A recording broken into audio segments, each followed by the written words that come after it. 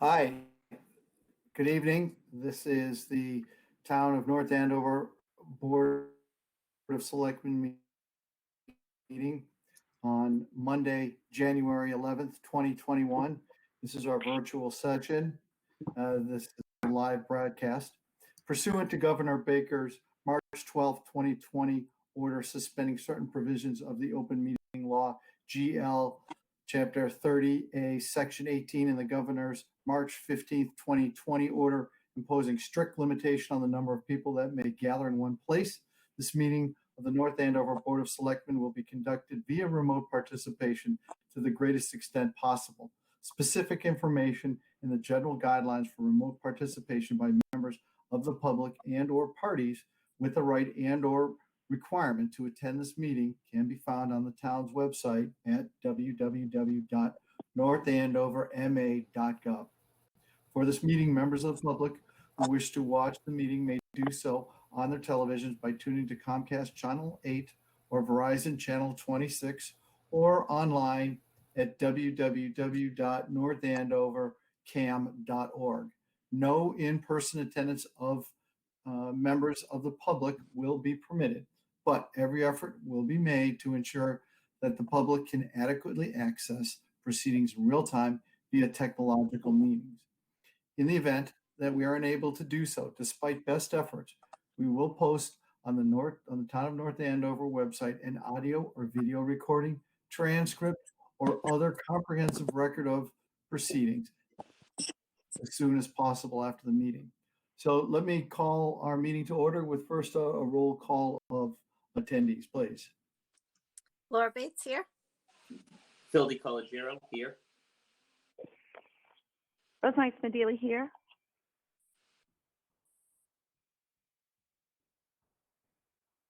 Dick, I think are you muted? He is here. And Chris Nobley here. All right. First order of business is public comment. And again, we follow our procedures where comments may be submitted directly online via www.northandoverma.gov/SB public comments. And Madam Town Manager, do we have any public comments submitted? Thank you, Mr. Chair. If you remember correctly, at our last meeting, I did read two public comments that were related to the Stevens Coolidge. And we read those live the last meeting, so I won't read those again. We do have additional public comment that are related to the Stevens Coolidge, and we did attach those to that item in your packet. Other than that, there is no public comment. Okay, thank you very much. All right, so let's move to our next item, which is governmental reports. And we start off our meeting in recognition of a gentleman who had played a very significant role in our community for many years, serving on the Board of Selectmen at that time and as our town moderator, and that is Charlie Salisbury, who recently passed away. And there are many folks in this community who were touched and connected with Charlie for many years. I think in particular, Rosemary, you were, and of course, Dick as the successor to Charlie. And we did want to prepare and make a memoriam to him, but I'd like to just kind of take a moment and just ask if Rosemary or any of the other members of the select board would like to make their own personal recognition or comments, as well as Mark, if you would.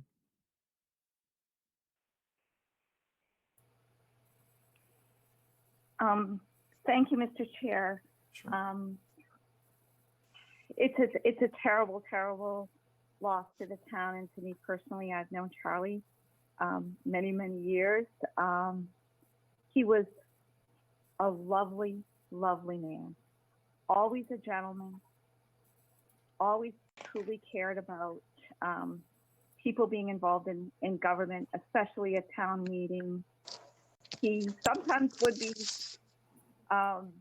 teased a little bit about letting people speak too long, but for him, it was all about people having a say in their government, which town meeting does, and allowing them the opportunity to speak. And he and his dear wife, Martha, loved North Andover so much. They were on, we would have to have sheets and sheets of paper to list all the wonderful things that they have done for the town. His family was involved in town government before him, but such a passion, such a kind and generous man. And I think, again, the best thing that I can say about him, always a gentleman, always polite, always respectful, and truly believed in freedom of speech and the rights of us to control our own destiny with our government. And absolutely missed. It's a great loss to the town. Thank you, Rosemary.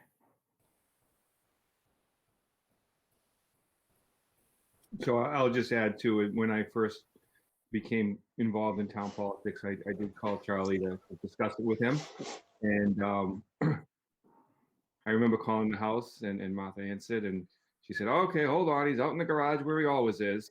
So I know he has a very much a tinkerer as well, but not only a tinkerer, but an innovator. So I was really interested when I read the obituary to find out that he worked as a manager for IBM and really was the one who set up and went around the country setting up their innovation centers. And, you know, as we all know, innovation is one of those things that has allowed us all today to be on this meeting and remotely and, you know, seamlessly. So I'm sure he had a lot of stories about some of the things growing up and going through the channels of IBM or the stairs up IBM. So I would have loved to hear some of those stories. But God rest him and Martha.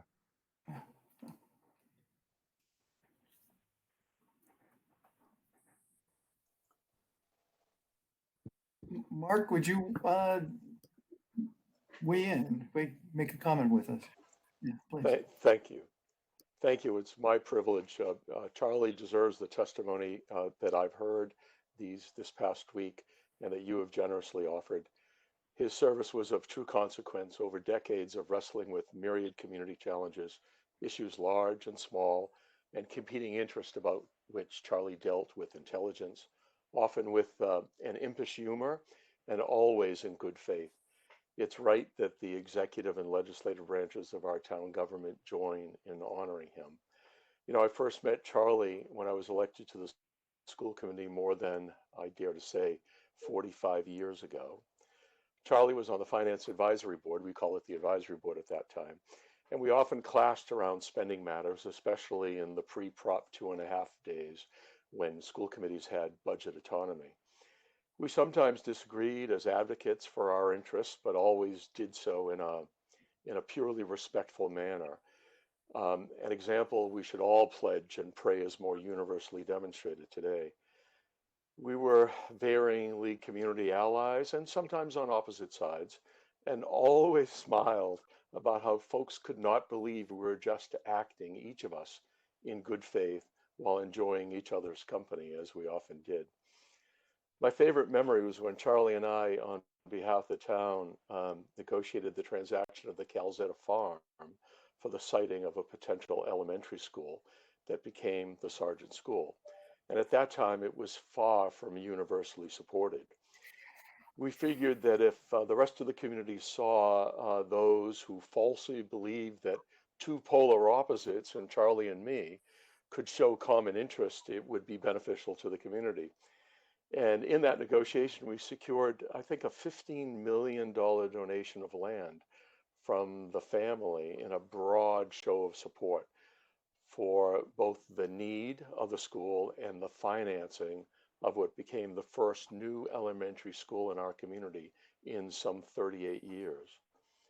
This is, to me, just a small example of the generational legacy that Charlie's service that was at the time perhaps unheralded, but truly consequential.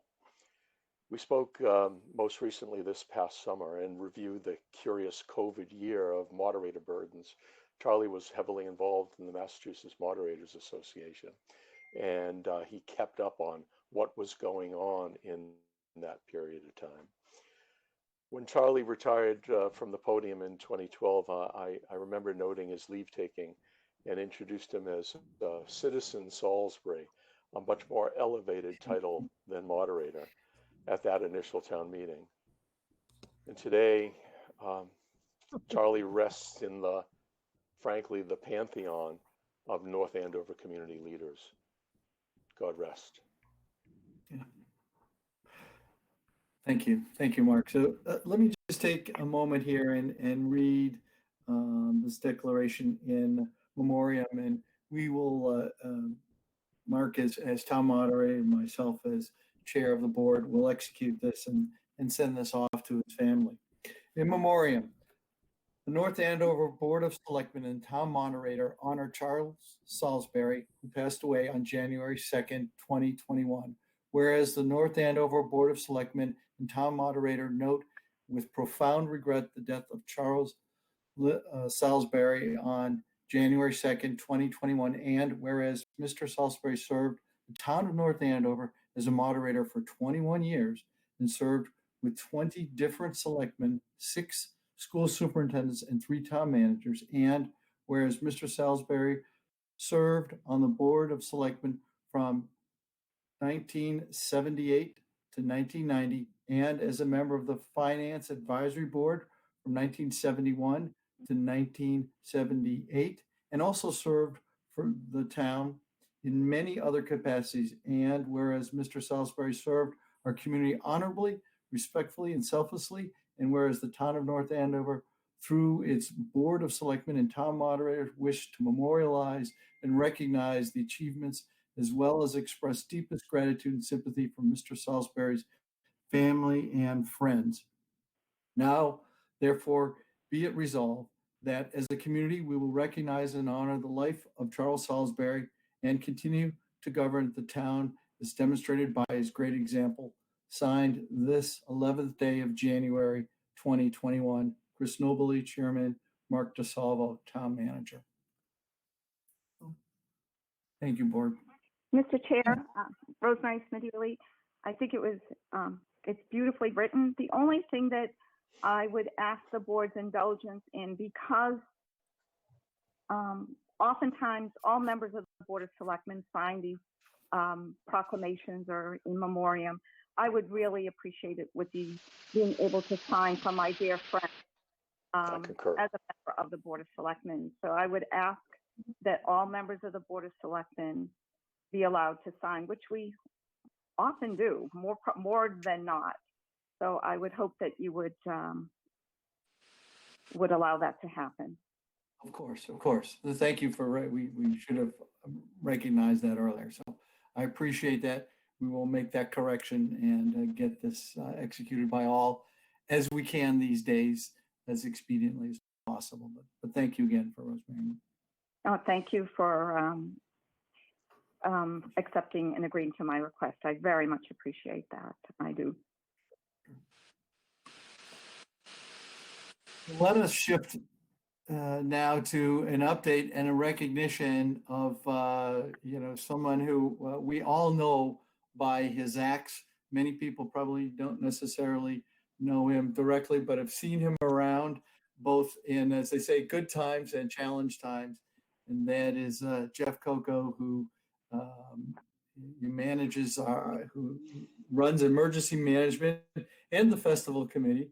And we would ask that Jeff give us an update, if you would, first, and then we'd like to chat with him for a moment after he gives his update. So, Jeff, how are we doing? We're doing fairly well, all things considered. It could obviously be better all the way around. By the way, I don't know if I have to do my formal introduction of Jeff Coco, Emergency Management Director, 695 Johnson Street, North Andover. There you go. Don't want to miss the protocols.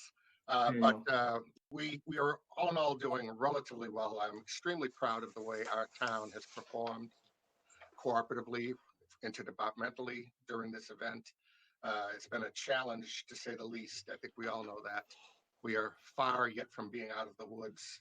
In fact, I was just on a meeting with the metrics site, the health metrics site, and they are looking at probably a peak in the next week or two predicted for our location over here in this sector of Massachusetts.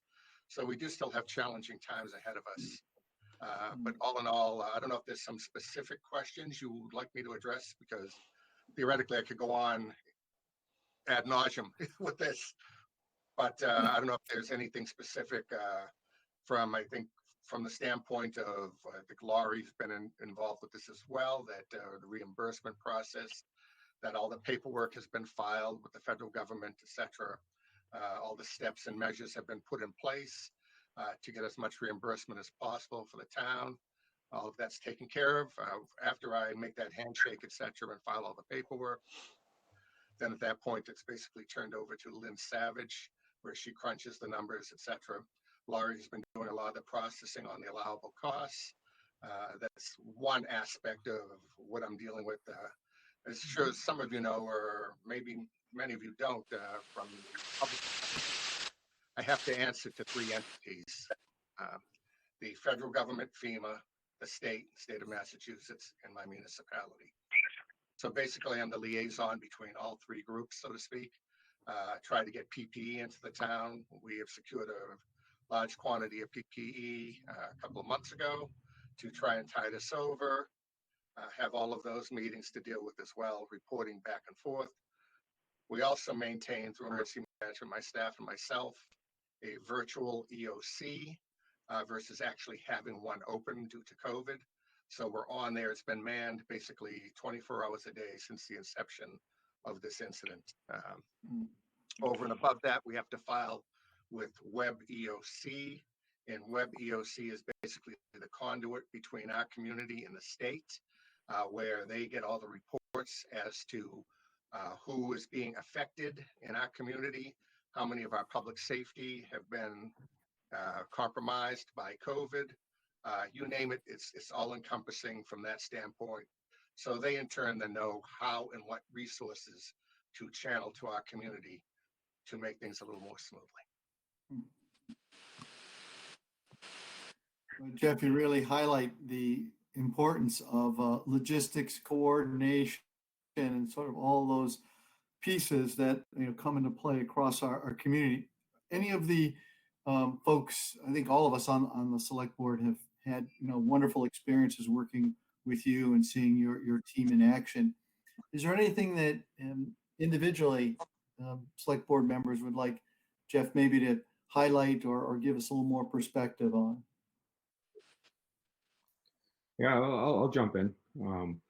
So yeah, Jeff, I've been and seen Jeff work through many of the festivals and setting up. Jeff's usually the first one to get there, the last one to leave for all the festivals. But I think truly to highlight what Jeff does is when we had the gas disaster and the leadership that he provided in taking the high school and turning it into a refuge for a lot of folks and a comfortable place for people to come to have something to eat. And many people spent a couple of nights there. And, Jeff was just there, I think, pretty much the whole time when he wasn't out gathering other stuff for the center. But, that was really, I think, where you really saw Jeff kick into action and really create a safe haven for a lot of people who were scared and unsure of what their next move was going to be. So, the festival stuff, great job with all that. But I think when the rubber hits the road, that gas emergency was where we really saw Jeff and his team shine. Yes, absolutely. Thank you. Well, it balances out, to be honest with you. Where we deal with so many dire situations and stressing circumstances through emergency management. It's nice to have the relief, so to speak, of putting on something festive for the community to help it balance out. It works out well for us. Mr. Chair, I have a question for Jeff. Myself, Jeff, and Laura are on the board's appointment subcommittee. And, as we meet with people who have an interest in getting involved in town, are there certain skills or attributes that you're looking for that you'd like us as selectmen to be directing our way as far as people and talent go? Absolutely, absolutely. In fact, I'd really like to be more intimately involved in the process as it has been in the past. But that being said, right now we're down from one of our medical positions, a nurse. We need a nurse on staff, an RN. We've had RNs before. We've had doctors, MDs in the position, in the role. But that's a critical piece of infrastructure that we need. We're still looking for communications officers because we've lost a couple there. We just lost our CERT coordinator, team coordinator. She just moved to Ohio. So that's gone by the wayside. So there's always transition and things are changing, but we're always trying to keep those positions filled as much as possible. And it's always been my attitude that there isn't anybody who cannot contribute to emergency management or any town board, so to speak, in some capacity. Everybody has something to offer. If it's just being basically somebody who can take the notes and do the logistics and get some of that stuff down, that's all critical things that are required. Any person who takes a job off my plate or somebody else's plate is always greatly appreciated, and it's not looked as trivial. So people have a lot to offer. So it's always appreciated. And we have to remember it's all volunteer positions. And one thing I'd like to stress, if you don't mind, Phil, is that one thing I want people to be fully cognizant of and aware of is that, it's a volunteer position, and we are out there during some trying times. We are rushing in when other people want to be home, hunkering down. So you have to have that mindset and the mindset of your family as well, to know that either he or she will be being called out sometimes during a hurricane, during a snowstorm, during adverse events, maybe responding to a flood, things along those lines, when many people would just rather be home with their family. So it's another consideration. It's one thing wanting to help the community, but it's also important to remember that it takes a specific mindset to want to and be able to do the job. So when we sit down, it's always funny because sometimes we're with people who absolutely know what they'd like to get involved in. But a lot of times it's us talking to people about their general interests and asking where they could be placed. And so I appreciate that feedback. I don't know if you, offline after this meeting, if you wanted to put more of those thoughts into writing and send them our way, perhaps either through Lori or to Laura and myself, because that will be helpful. Yep. And I mean, one of the things that I know that we've been doing, I think at this point for several years, especially since the gas disaster, is whenever anyone has expressed a specific interest in serving with you, is that we direct them to speak with you first so that they can get that full understanding of just what that commitment is when they join this. So thank you. I mean, Jeff, you're ubiquitous. Big or small, the disaster, we've had big ones. You and your team. So, and you're always with a cool head. So I appreciate it. So thank you. Oh, thank you. Thank you. It's our honor to serve our community. It really is. Mr. Chairman, if I might break protocol for a second. Certainly, Mark. Thank you so much. I love the happenstance of this conversation following what we just talked about. Jeff Coco is the secret behind town meeting. Now, everybody now knows that, but it's incredible the level of assistance that he provides in terms of the conduct of our town meeting. You mentioned his logistics expertise and the coordination skills that he demonstrates all the time, and always with a smile on his face and a welcoming attitude. But he does know how to take charge, and we've all seen that. And I remember that September 13th day, as Dick noted, and I saw him for more than 24 hours at the high school that day. And Jeff, you may recollect happenstance seeing me and saying, DeSalvo, you go to the high school. We'll figure out what you have to do. There's something to be done. At least entertain people, if nothing more. And always happy to take your direction, Jeff. The bottom line is that you are the best of us in North Andover. Thank you. Thank you. I don't know how I'm going to get my head through the door when we're done with the meeting, but I'll appreciate Well, it. I'd like to weigh in as well. First a question, and I don't know the answer. I just know a very, very long time. I know that you are a legacy family for emergency management. Both your parents served for how long, Jeff? How long did your mom and dad serve? It's funny. I was just looking at that. I believe my father was in 37 years. I think when he left due to his illness in 2004. So, in fact, I was just reading that article somewhere. Coincidentally, I came upon it online. Just happened upon it, but yeah, I believe it was 37 or 38 years. And Yeah. how long you served alongside your parents, or how long have you served? It's probably even better. I have been serving since 1978. Actually, I was sworn in the blizzard of 78, so it's very easy for me to remember. But Yeah. it's at my 43rd anniversary coming up or something along those lines. So I try not to look at it too much because then I start feeling my age. You know, Jeff is definitely one of the people in town who serves us literally in good times and bad. We all know the bad. I mean, in the preparation that we're ready, having the right equipment, doing everything according to protocol, and he's highly regarded in the emergency management world of MEMA. And but I'm sure many of you know him in the good times. He's there to organize and plan the celebrations. Even with COVID, he and a group of volunteers wanted to bring Santa to them on the streets of North Andover, and it was a great event. Unfortunately, we ran into a little bit of bad weather, or maybe a lot of bad weather the second day, but he is literally the unsung hero behind the scenes who was there for the people of North Andover in good times and bad.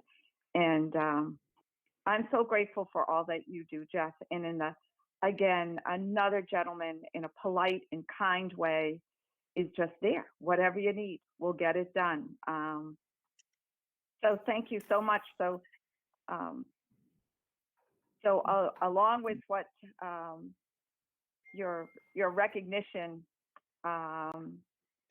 I personally say thank you to you on behalf of myself and my family and all of those who don't know but enjoy and feel safe with all the work that you and your teams do. So thank you ever so much. And your another dear wife, Sharon, always by his side, doing a lot of this work on the ground in the heavy raincoats and everything during the bad storms.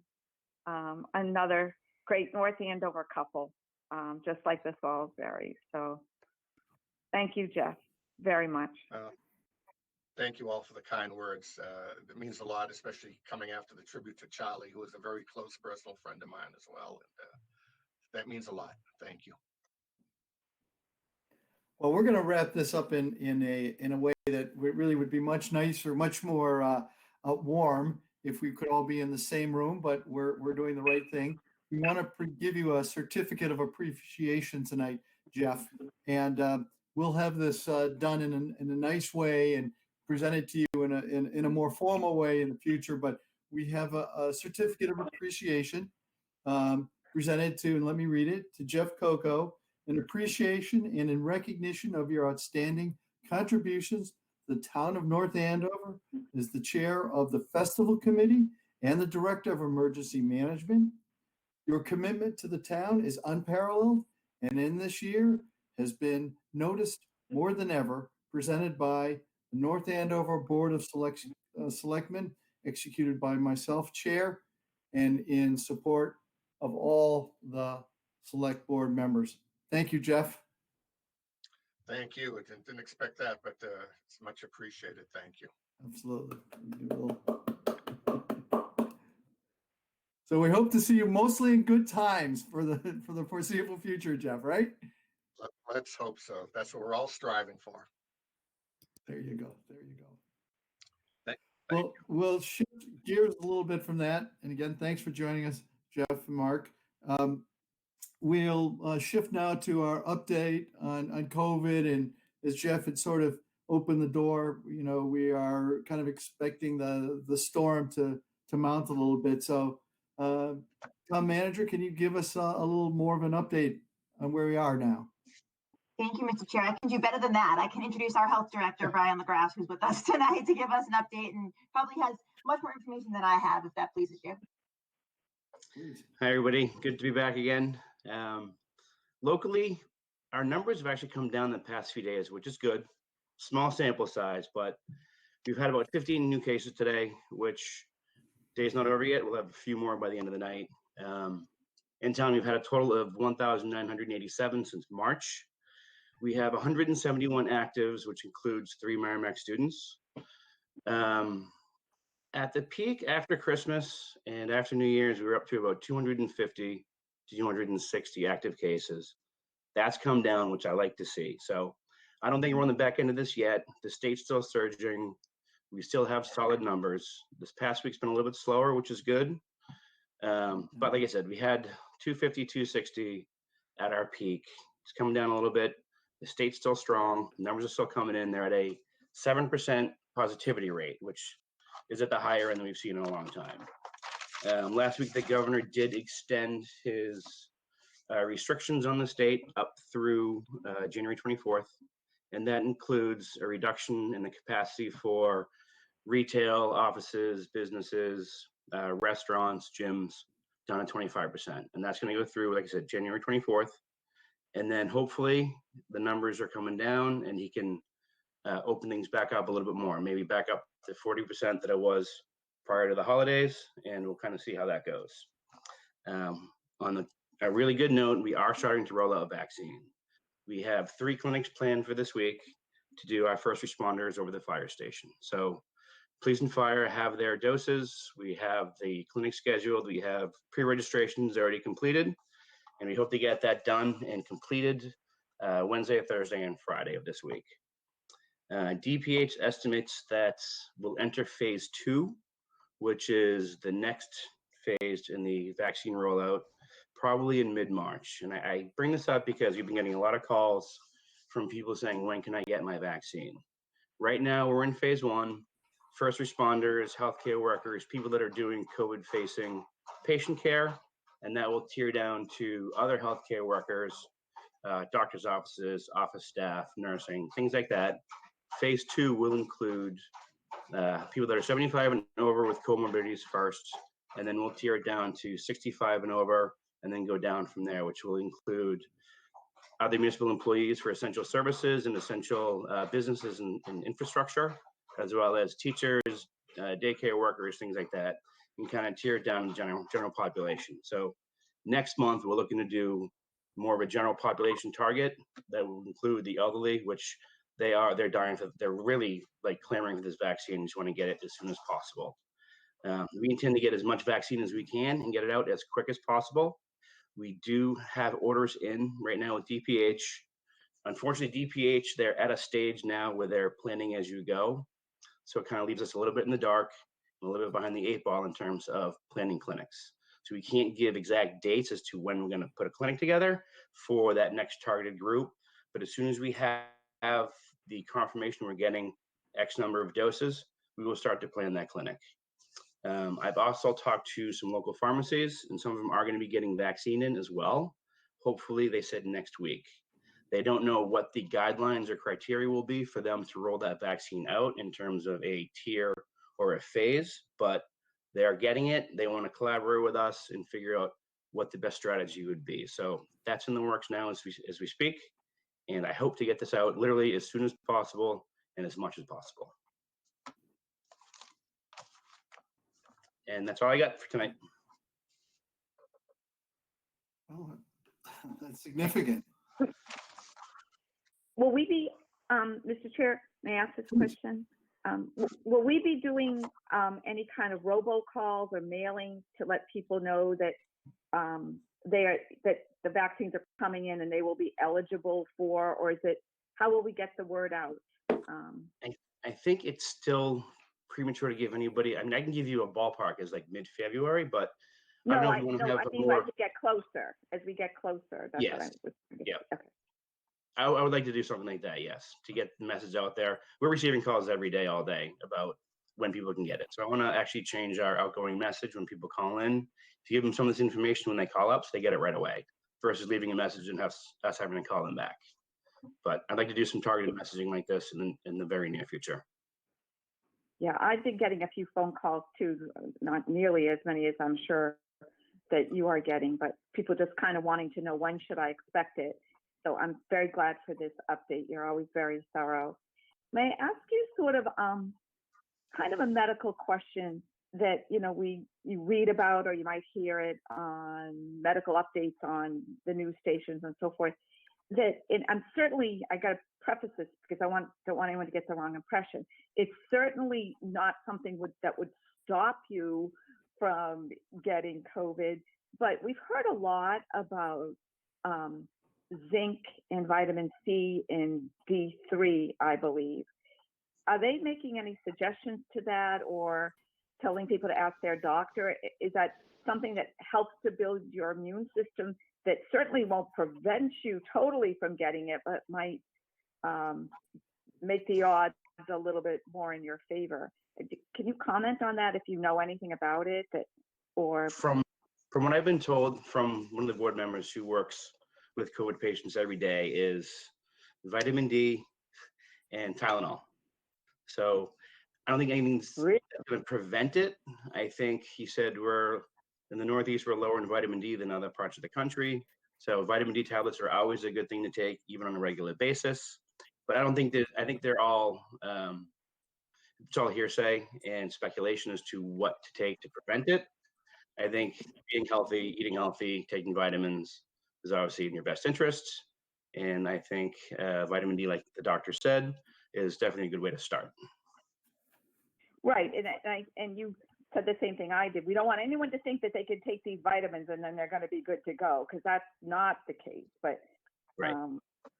But like you said, living a healthy lifestyle, and so you've heard vitamin D3, and I've heard vitamin D3 as well. But like you said, that many of us should be taking that on a regular basis, anyways. But is there anything else that you can add that might be helpful, other than, of course, the mask and washing your hands and stay out of crowds and all that? But I don't think there's any evidence or data that suggests that taking anything like zinc or one a day type of pill is going to actually do anything. There's no basis, nobody can put their name behind that, I think, at this point.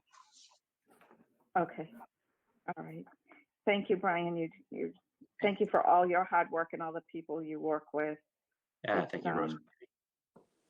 You're welcome. Mr. Chair, if I may, ask Brian Yes. a couple questions. Please. Brian, is there any, as we move through the vaccine distribution, when do you guys expect it to have some sort of impact on the numbers of positivity rate? Good question. I don't know the answer to that question at this point. I would like to think that as the vaccine rolls out and more people get it, the positivity rate will slowly decline and drop. I think that's obviously the intent of getting everybody vaccinated and getting everybody protected. But I don't have a specific answer for your question. Right. Yeah. So just as we move through the phases, it'll start to. Yeah. I didn't know if once we hit a certain point, right? Dr. Fauci said 80% or something like that, right? Is herd immunity. Yeah, herd immunity. Yeah, that's there, right. And how quickly more is better. Distributed. Yeah. And my other question is, I'm noticing that the hospital capacities are bumping up to like 90% capacity, that they're getting full. Are there concerns that we're going to get to full capacity? That's why he implemented the restrictions that they just implemented last week and extended those. That's at the forefront of everything that they're trying to do, is to keep hospital capacity open and available if needed. So they have the surge centers that they've reinstituted that they had in the spring that closed. Now they're back open again through this second wave to have that extra capacity. So they're trying to do everything they can to make sure that they have the room for anybody who needs it. But that's the major concern right now, is the healthcare capacity. Right. Okay. Thank you so much, Brian. Thank you. More broadly, I think it was a good call on our health department, our town manager, to have our town employees go and get testing after the extended break. I know that was something that took a little bit of legwork. Is that something? I know you said it was because of you anticipated some spikes in people actually interacting due to the holidays. Is that something that's been considered as being a regular part of how we as a community deal with this? Or Right. So on the town side, we tested 204 employees. And the reason that we did that was basically that after Thanksgiving, the number of cases that we saw from town employees was staggering, just like it was everywhere else. And we had real concerns about after the return from the Christmas break that we may see the same thing. Happily, so far we have not. Employees have been really responsible. It is over $100 per test, so I don't think it's something that we would do regularly. But if we had another instance of a surge like this one, we certainly would consider it. I think that many employees appreciated the opportunity to get tested in a way that was as quick and easy, not having to stand in long lines or long air lines. So, it is something that we certainly would consider again if the numbers showed it, or if we started to see that significant surge within the buildings again. I'm hoping our messaging worked after Thanksgiving, and kept our numbers the down. broader message, not just in North Andover. I mean, Yes, yep. Do you think so? There was a question leading into that testing where we were requiring town employees, and it worked well. But there wasn't the same requirement as school employees. Will we be able to work with the schools as a town to help make that more of a possibility in the future, especially if testing still required, like after February break, for instance? Have they canceled February break? What year was it? I don't think it's February break. It's the it's the 19th Monday in a row, right? So it's two different policies and two different. We actually have to think about two different businesses, right? Even though we're all town employees, we all get our checks signed the same way. So I know that they did offer testing for teachers, and that many teachers did take advantage of it, which was great. But I have not heard there'll be any mandatory testing for the teachers. Sometimes people get confused, and I think that I think for the most part people understand that there are two different pieces, but sometimes it's not always clear why some stuff happens with one group of employees and not another. And so I appreciate that you did it, and the feedback from town employees was they appreciated it too, because it's been very tough to get testing otherwise. So thank you. Thank you. And I think people just felt good knowing that they were coming back amongst healthy staff, because even at 25%, which is what we're allowed to be at occupancy right now, we're still all using the same equipment and in the same building. So I think it gave everybody a nice feeling returning from the holiday. So I appreciate that.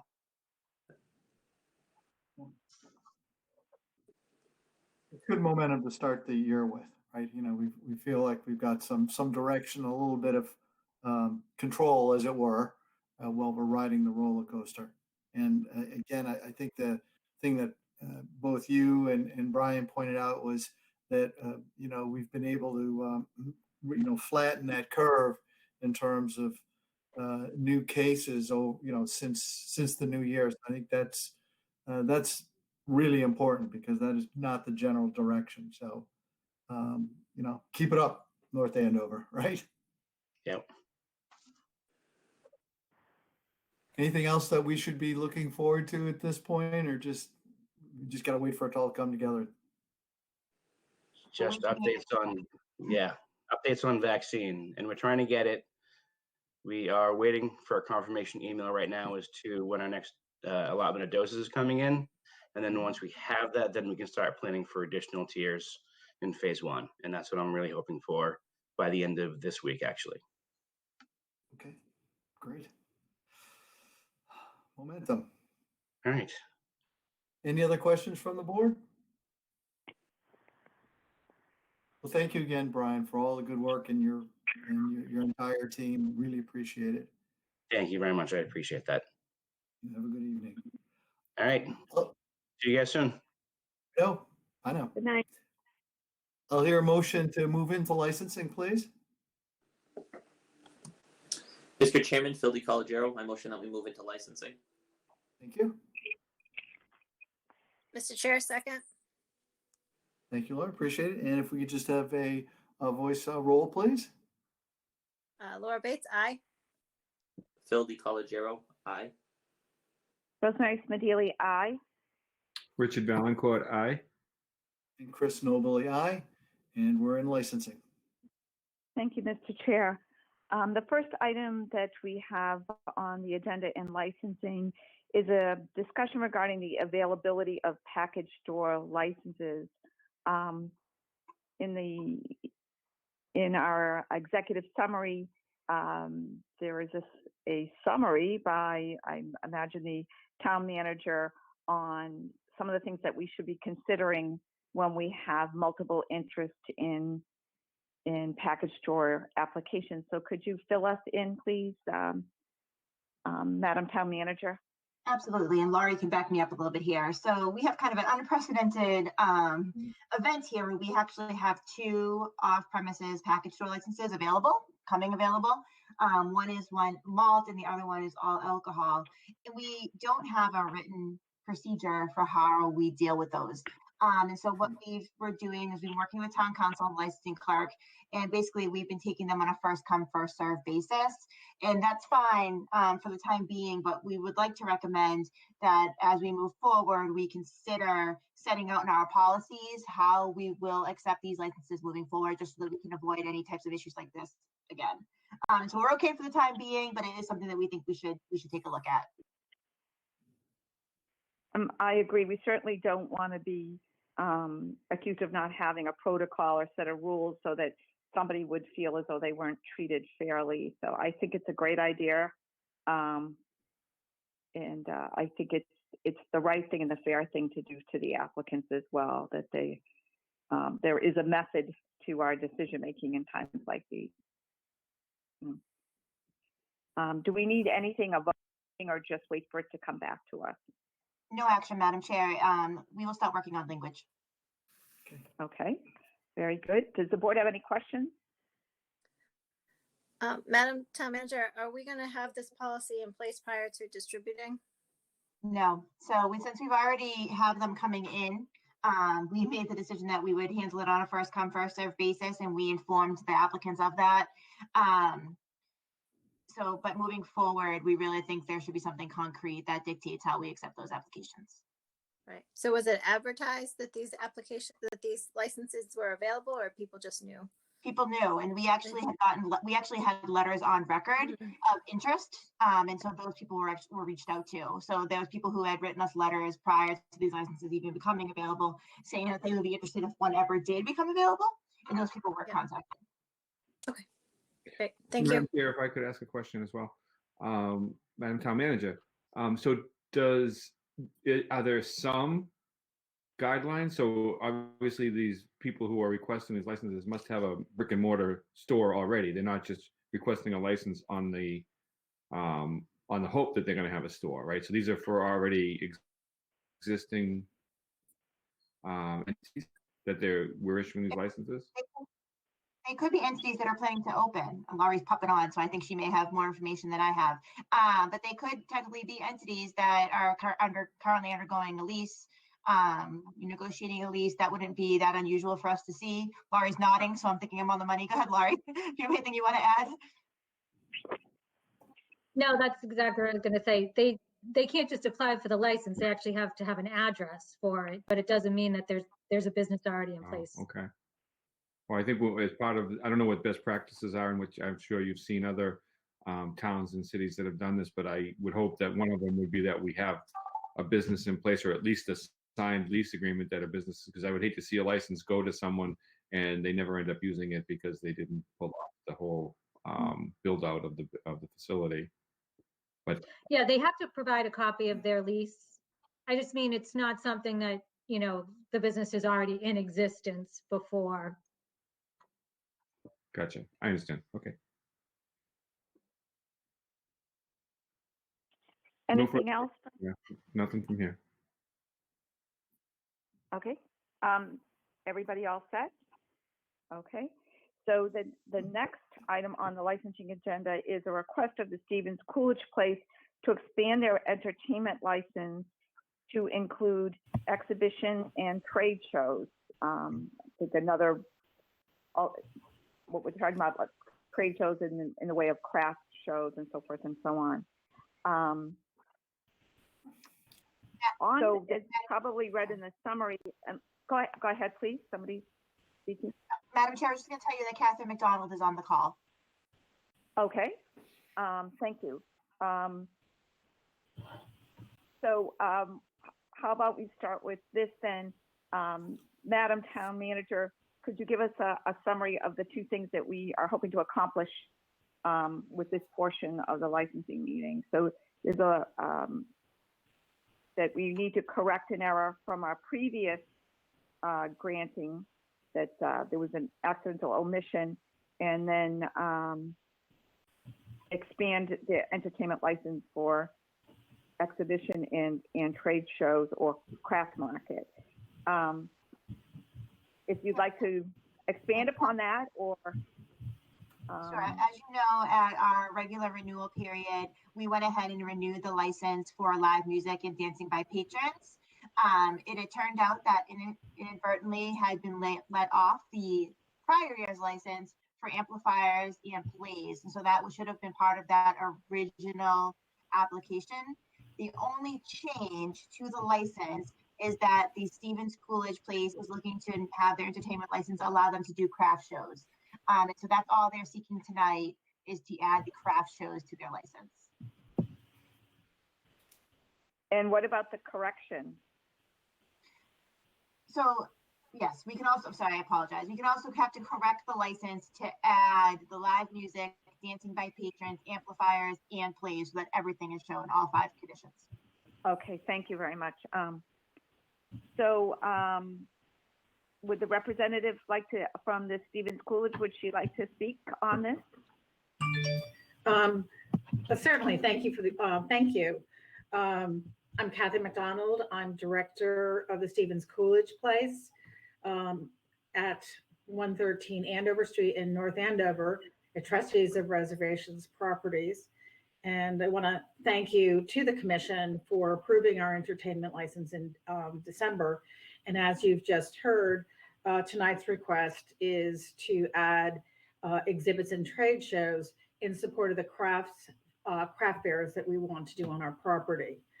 We feel the local community has a vibrant art and crafts people group that love to be on the property, to meet with visitors, and to sell their wares. And it's a great way to support the local economy.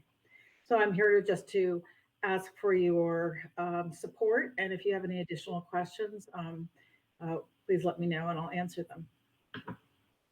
I have one question, because on the application it was a little bit interchanged. So you list your address as Andover Street, but now you also have listed it on as of Chickering Road, I guess. So what does that mean exactly? So if you're doing the craft show, will people be entering from the 125 Chickering Road entrance, or would they? I'm sorry to be confusing on that. Our current address is the address I gave you, 113 Andover Street. However, we are just completing a new entrance road, parking lot, and visitor center, and we will be changing our entrance to 153 Chickering Road in the spring. In the spring, which would be about the time that the exhibitions and craft fairs will be. Well, they're usually during the summer or in the fall. And oftentimes, another way to look at this, rather than thinking of it as just a craft fair, we might do an event such as a small concert and invite a couple of artisans to bring their tents and sell their wares. So and we don't have any scheduled at this time. Okay. And when you say exhibitions, will they be demonstrating their craft? Perhaps some people, is that what you're talking about with that as well? Like a potter a pottery wheel and somebody doing pottery. I'm just making that up for something to kind of Well- show an example of. Okay, the exhibitions and trade shows is your language. In our language, we would call these craft fairs. And we also run workshops and lectures that very often we will use the local craftsmen to do a demonstration just like you discussed. Okay, which is very great. I mean, that's fun. It's interesting. And I have to say, I do agree with you. Bringing people in for shows such as this also involves, well, why don't we go out for lunch or go out for dinner? Or, gee, I hear there's a great shop here on this street down the road. Let's go check that out. I do think it does help our local merchants and restaurants when we have people coming to town to learn and have fun and spend some time in North Andover and hopefully either start their day or end their day going out to dinner and doing some other shopping or lunch or whatever, or even just, coffee in the morning or whatever. I agree with you. It's another great way of introducing North Andover and all that we have to offer to our merchants. So I personally think that's great and fun. So, okay. So questions from the board, questions, comments?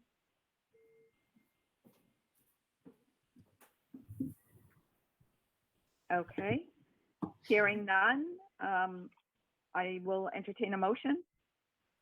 Madam Chair, I'll move the Board of Selectmen acting as licensing commissioners renew the entertainment license for Stevens Coolidge Place for live music, dancing by patrons.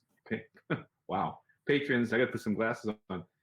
Amplifiers, plays, and exhibits and trade shows, subject to the 5 conditions contained on the 2020 license. We have a motion. Do we have a second? Second. Snowball, you have a second? We have a motion and a second. Any further discussion?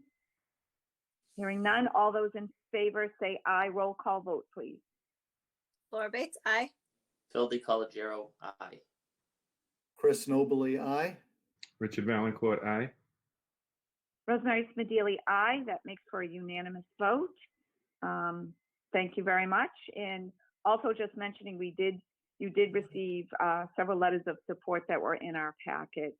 So thank you very much. And I think a lot of us will look forward to the events coming in the warmer weather. Okay, I'll entertain a motion to move out of licensing. A motion to move out of licensing by Chris Snowball. Second. Motion made by Chris, seconded by Phil. All those in favor say aye. Laura Bates, aye. Roll call vote. Phil DiColigiero, aye. Chris Snowball, aye. Richard Valencourt, aye. And Rosemary Smedili, aye. And I turn the gavel back over to the chair. Thank you. Appreciate that.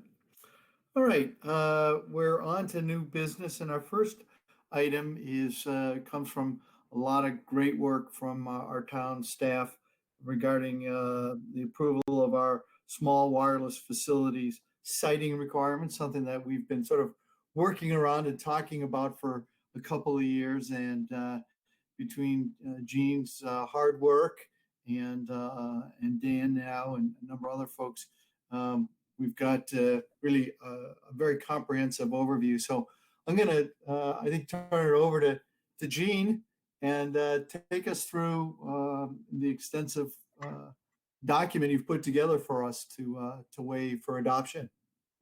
Sure, thank you. Hello, everybody. I am here, actually, Dan Beckley is on the call, as well as Suzanne Egan, to help kind of give you the overview of this document. I know it's a pretty intense document, and hopefully everybody's had a chance to review it.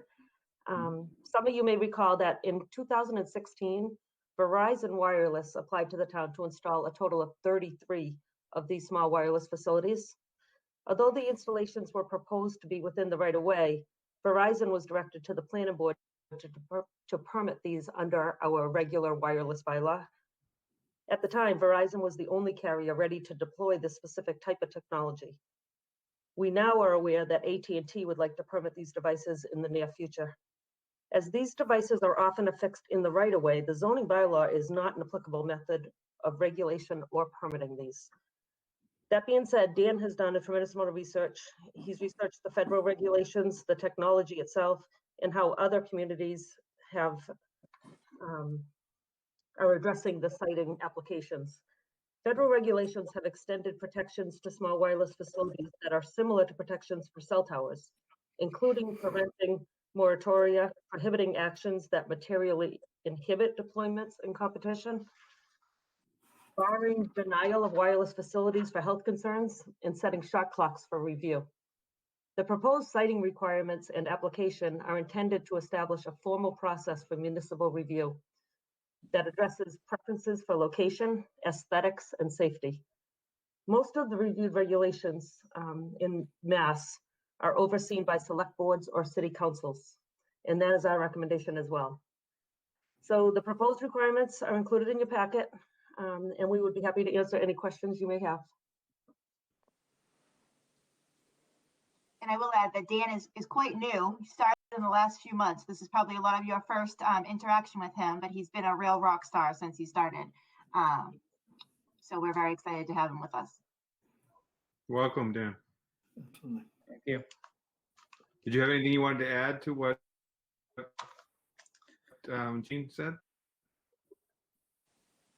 Not particularly. She covered most of the big points, I think. But like she said, happy to answer questions. One of the things that I particularly like about this is, you know, in section 11, where we define our location preferences, we talk about signage, you know, we really, you know, capture and codify these sort of things that had not been established before. And I think that helps with consistency, but I also think it gives us a certain amount of control as to where these can go by setting these sort of parameters up. So I really appreciate the depth of what you put together here, because it's those small things that people tend to run into first, literally, as much as kind of just their general location. And some may recall that when Verizon did come forward, they did appear before the Board of Selectmen, and the Board of Selectmen weighed in on preferences as well, and things like they did not want them installed on double poles, or they did not want guy wires having to be installed. So, you know, we discussed that internally, and we've carried those type of provisions into this bylaw as well. And there is a caveat that, you know, there may be some back and forth from a carrier to the select board, and there's a provision that you will be able to waive things if warranted as well. And I'll just add that if you remember, this is actually one of the Board of Selectmen's goals. So always exciting to finish one of the goals so early in the year. Absolutely.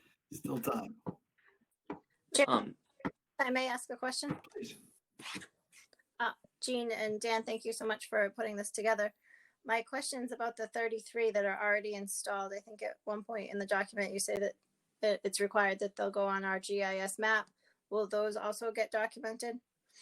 Or are they already documented?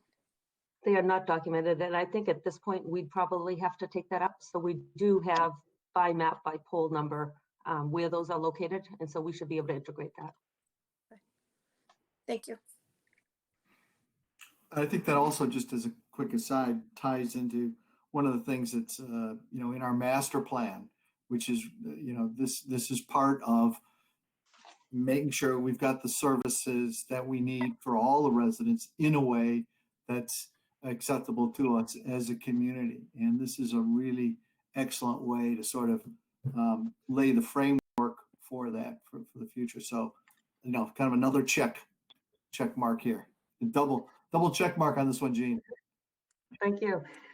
Yeah, I would just add that the small cell technology is not going to replace monopoles by any means, but it just does fill in the gaps, and the service is so much better. Even after these Verizon, I have Verizon, and in my neighborhood, I used to lose calls all the time. So they serve a function, they help the service, they they fill gaps for the carriers, and there's more coming. As I said, the AT&T has reached out, and so we fully expect an application from them. And as this technology becomes available for other carriers as well, I would anticipate more applications. And that's why we really put this on the front burner and tried to get a regulation in place so that we would have some say before that next application drops.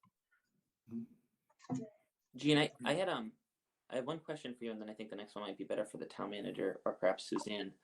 But on item I, it references if any small wireless facility in an application for multiple locations is denied, each such small wireless facility may be the subject of an appeal or a motion for reconsideration of a resubmitted application. Now that appeal happens with our Board of Selectmen, correct? Yes. Okay. Yeah. And that we would anticipate, you're not going to get an application from one small cell. You know, Verizon initially was 24 and they came back with a following 9. And so one of those may, you know, for some reason or another, you may opt to deny it. And then that would give them a process forward to come back and suggest an alternative. Okay. Thank you. My second question was, I just don't recall what the answer was. I know we've asked in the past about how we may tax these. And so that's what is it a better question for the town manager and Attorney Egan? I mean, these are improvements on existing poles. Do we levy a property tax on Verizon for these? How does that work? Go ahead, Suzanne. Actually, I think, and I don't have a definitive answer for you on that issue, but I believe that would be the same tax process with a large wireless facility. But I can check on that and get back to you. And so how many do we already have? 33. And so is there any inkling on whether or not we levy any type of fee or tax on them? I'm not sure. It did not come up during the planning board review that I'm aware of. So there was case law about this in 2018. I'm trying to remember how that ended. I think. Go ahead, Suzanne. No, I can check on that. I'm not sure either. I know that there was an issue as to whether or not it was assessed as personal property and what portion of the antenna. So it's very precise. It's what portion of the antenna can be assessed and whether it's considered personal property. And I know I do recall this litigation also when there was a decision, but I don't know the answer to that at this point. And I think we definitely did talk about it as a board at least once. I feel like it was part of our conversation back when we were renovating Town Hall and having our first taste of this issue back when we would meet at the school admin building. But I think that would be helpful to know. I mean, it sounds like, I appreciate any effort to expand coverage. But at the same time, I do feel like this is something where they're expanding and improving upon their business. And we would levy a tax on any other business for doing, any other type of improvement like that translates into additional property tax revenue, right? As they make improvements and the value of their property increases. And so it would be, if it's possible to get that type of update at our next public meeting. Absolutely. Yep. Thank you. And, having said that, Madam Town Manager, so have we received any calls or interest from the public on this? I'm feeling like that this is something that's going to be in everybody's neighborhood that, along with Selectman DiColigero's request, I almost feel as though we should at least wait for the next meeting to vote on this. Again, this is going to involve a lot of neighborhoods, and I think it would be good to allow the public to weigh in somewhat on it. Sure. So 2 things. We have not received any input about this or any public comment. One of the things that I like about the process that Jean and Dan laid out is that for every single one of these that needs to be permitted, it will be a public process in front of you. And so that, people will have notice of where they're being contemplated for. The only thing I would caution you about not voting tonight on something is that we do anticipate an application very shortly. And so if an application does come through before the next meeting, it would follow the old process, which would be before the planning board, and a little bit less, strict, I would say. Jean or Suzanne, I don't know if you want to weigh in on that.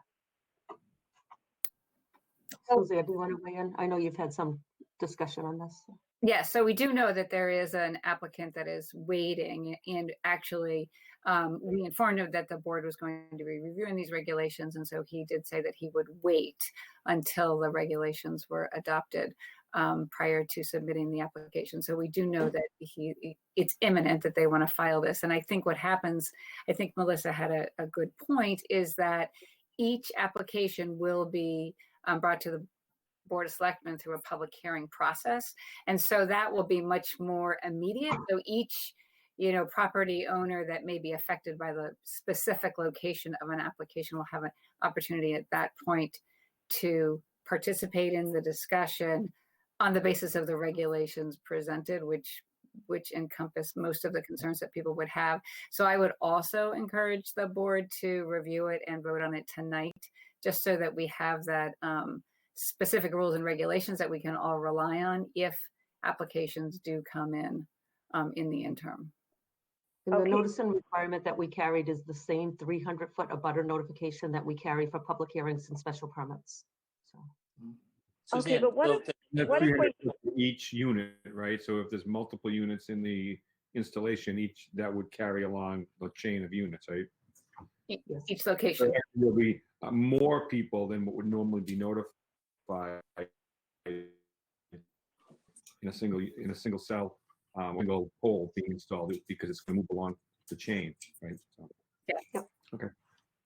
What would be the process? So what if we discover as we,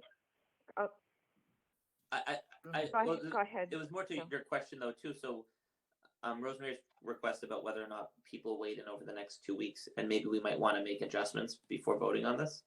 What would be the process after we vote? Let's say hypothetically we vote to approve this tonight. That was exactly my question. So thank you for asking it. So, There's a provision in the requirements that allows the Board of Selectmen to modify these as needed. So it's kind of a blanket statement that you have the authority to modify these as needed. Okay. And that would just, be, again, a motion to modify it. Okay. And the other thing I would just sort of explain about the regulations, I don't know how much everybody has had an opportunity to look into them in detail, but one of the things it does is it's very specific on what has to be submitted in the application process. And that's one of the reasons too that it would be helpful to have these adopted tonight, is because it's very, very detailed into what people have to submit in order for the board to hold a public hearing on the specific application and location. And I think that's helpful for everybody, because as we all unfortunately have experienced, when somebody is applying for a location requirement or a permit, one of the issues and one of the delay becomes is that the board doesn't sometimes get exactly what it needs to have a thorough review, and the applicant sometimes doesn't understand what it has to submit in order to provide the board with the sufficient information. So what these regulations are the purpose, one of the purposes is to provide that guideline to the applicant and to the board. We all know this is what you have to provide us, and this is what we need before we can make a decision on this. And I think that's one of the most helpful aspects of these regulations.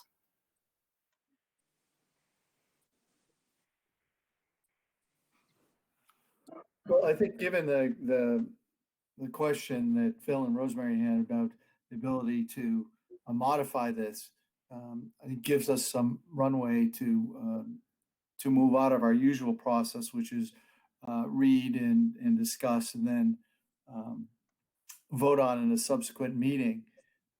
If there aren't any further questions or queries at this point, I would hear a motion for approval.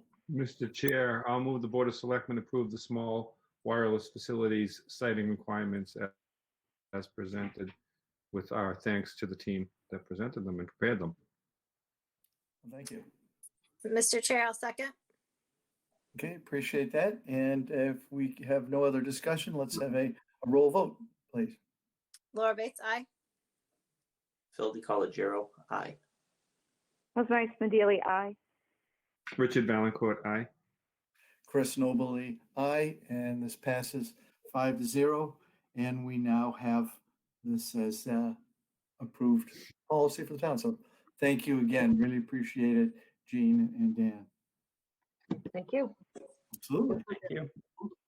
So next is a request for a letter of support from the North Andover Historical Society for the Carolyn Stevens Center.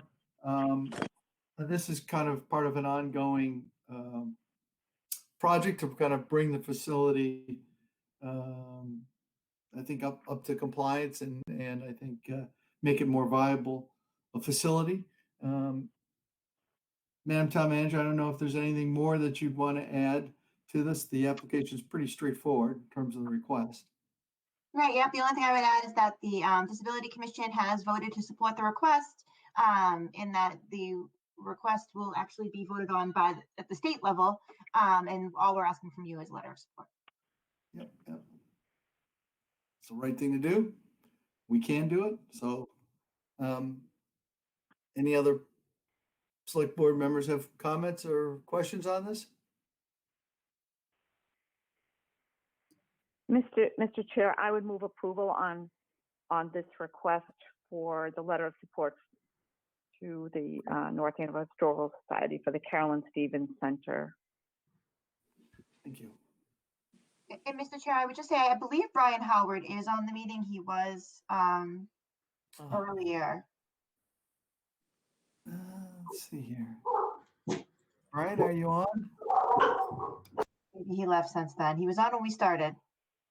Yeah, I don't see Okay. him on He probably was letting the dog out. We let the dog out. Okay, let's. So we've got our second, and so let us do our roll vote, please. Mr. Chair, I don't think we actually got a second, but I will second. Thank you. Appreciate it, Dick.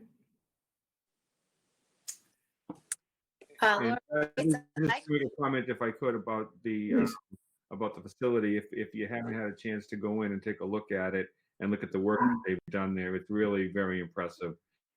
The theater that they've built, the different wings of the complex that they're putting together, it's going to be a really nice facility when all is said and done. But the amphitheater really becomes, a centerpiece for their facility, and that's really what we're approving, I believe, is handicap accessibility for the amphitheater. And they'll be showing movies in there, and they'll be having presentations once, of course, COVID is over with and everything. But it's really, every once in a while they'll have an open house to let people go in and take a look at the work they've been doing. I would highly recommend and suggest people go in and take a look, because it's really quite impressive. Thanks, Dick. I appreciate it. Well, we have our motion and seconded. So if we could have our roll vote. Laura Bates, aye. Phil DiCollegiero, aye. Rosemary Smedili, aye. Richard Valancourt, aye, with the dogs barking in the background. That's an affirmation, and Chris Nobley, aye, passes 5-0, and we're happy to offer this letter of support, which we will have executed. And while we're talking about institutions and their futures, that brings us to really a project that I know Lori and the town manager and other folks at Town Hall have been working on, and that is the RFP for the Stevens Estate. It is impressive in its scope, and I would just ask if you take maybe a minute or two to kind of introduce and kind of your thoughts about how you crafted this and where we're going. Will do, Mr. Chair. So as you know, it's something we've been working on for the last couple of months. And just tell you a little bit about the process. The drafting was done by myself and Laurie. It was reviewed by Laurie, Andrew Shapiro, Jim LaFond, Joe Pellich, and Dave Brown. And all of them, we met on the phone, obviously not in person, sadly, but I met with each of them to go over their comments and integrate them into the document or to answer any questions that there might be. And so just want to run quickly through some highlights. I know it's a lot to kind of absorb. It's being issued for either lease or a management contract. So it allows for different types of proposals. But it contemplates the town retaining the long-term custody and care of the building, which was one of the things that we really heard. It focuses on the protective buffer, open space, preservation of history, as well as the continued and enhanced use of the buildings. It allows for continued community access and partnership with the town. There's a preference for nonprofit, but it is open to nonprofit private partnerships or private entities that that really meet those goals. And one of the ways that we really get to that nonprofit or nonprofit private partnership that we want is by using the evaluation criteria. The evaluation committee that is referenced often in the document will be Andrew Shapiro, Laurie Burzlaff, David Brown, Jim LaFond, and Joe Pellich. One of the things that we talked a lot about with that group is how to really have a price proposal. And one of the things that we really stress in the document is that the price proposal could be other types of consideration besides just money, right? And it could be explained in words that bring value to the community. And so, enhancement of trails, continued community use, those could all be seen as consideration as well. I did receive a few comments today that I actually would like to include. They don't make any changes to any of the substance, but to require 3 references, and also just to state somewhere in the document that town financials and booking reports will be made available to anybody who wants to review them, because I think that's important for anybody that is bringing this forward. So I plan on adding those 2 things tomorrow, and then basically getting this out on the street so that we can get things moving. Laurie was kind enough to add the dates to this today. So we didn't want to do it too soon. We want to make sure we knew where we were. And so it's a late February that the proposals would be received. We are requiring interviews because I think that tells us a lot about who is bringing the proposals forward. And those interviews will be conducted by the evaluation committee. The evaluation committee would then do their recommendation and bring that recommendation to me, which I would then bring forward to you. Great work. I want to just, before I forget, 2 really important points is that this was an example of you putting together a document very much with the input of residents, specifically members of the long-term planning committee. So I really want to call out specifically Jim LaFond, who chaired that committee, and Joe Pellich, both of whom were appointed by us as 2 of the 7 members of that committee, both of whom were not sold the last time we went before town meeting with this proposal. So these are 2 individuals who are converts to a certain extent, and certainly I shouldn't say converts because this isn't what we proposed before, but converts at least to the concept of, we need to do something with this facility. So I'm glad actually that we're not just keeping them involved, but we didn't just involve them, but are keeping them involved. Does it make sense to have this be something then, given that we aren't 100% pursuing pure nonprofit? Does this particular proposal make sense to put before the full 7-member committee, even though they were unanimous in recommending that we pursue a nonprofit, given now that we actually have something in writing, and granted, again, with 2 of their 7 colleagues providing input, would it be helpful to have those full 7 look at this and give a thumbs up or not? I think that we achieved the goal through the evaluation process of getting to that nonprofit private partnership. So I think that the document is in the spirit of what the committee was really wanting. I'm hesitant to slow the train that much right now, just because the warrant's going to be opening soon. And I want to make sure that we have a lot of time to do public education about what comes forward. So we'd be looking at probably an end of March award pending town meeting vote, right? So really only 6 weeks to be able to get that education process done and get a contract negotiated. So on my front, I'd be hesitant to try to slow it down any further. Well, at least if they could work concurrently, because I think a lot was placed on our town staff last time this proposal went before town meeting, and one of the glaring omissions was the lack of resident investment in that process. And so again, I appreciate that you more than took our direction and involved multiple residents in the development up until this point, and it sounds like we're keeping them in, several involved. I just thought, again, looking at a town meeting where this was an issue that I think will still require a lot of explanation, having as many of those residents, especially where that committee skewed, opposing the board's prior position to go and lease it, I think would be helpful. It would just underscore, I mean, our own efforts to try and involve as many different perspectives as possible to get to where we're at, that this was an open and transparent process.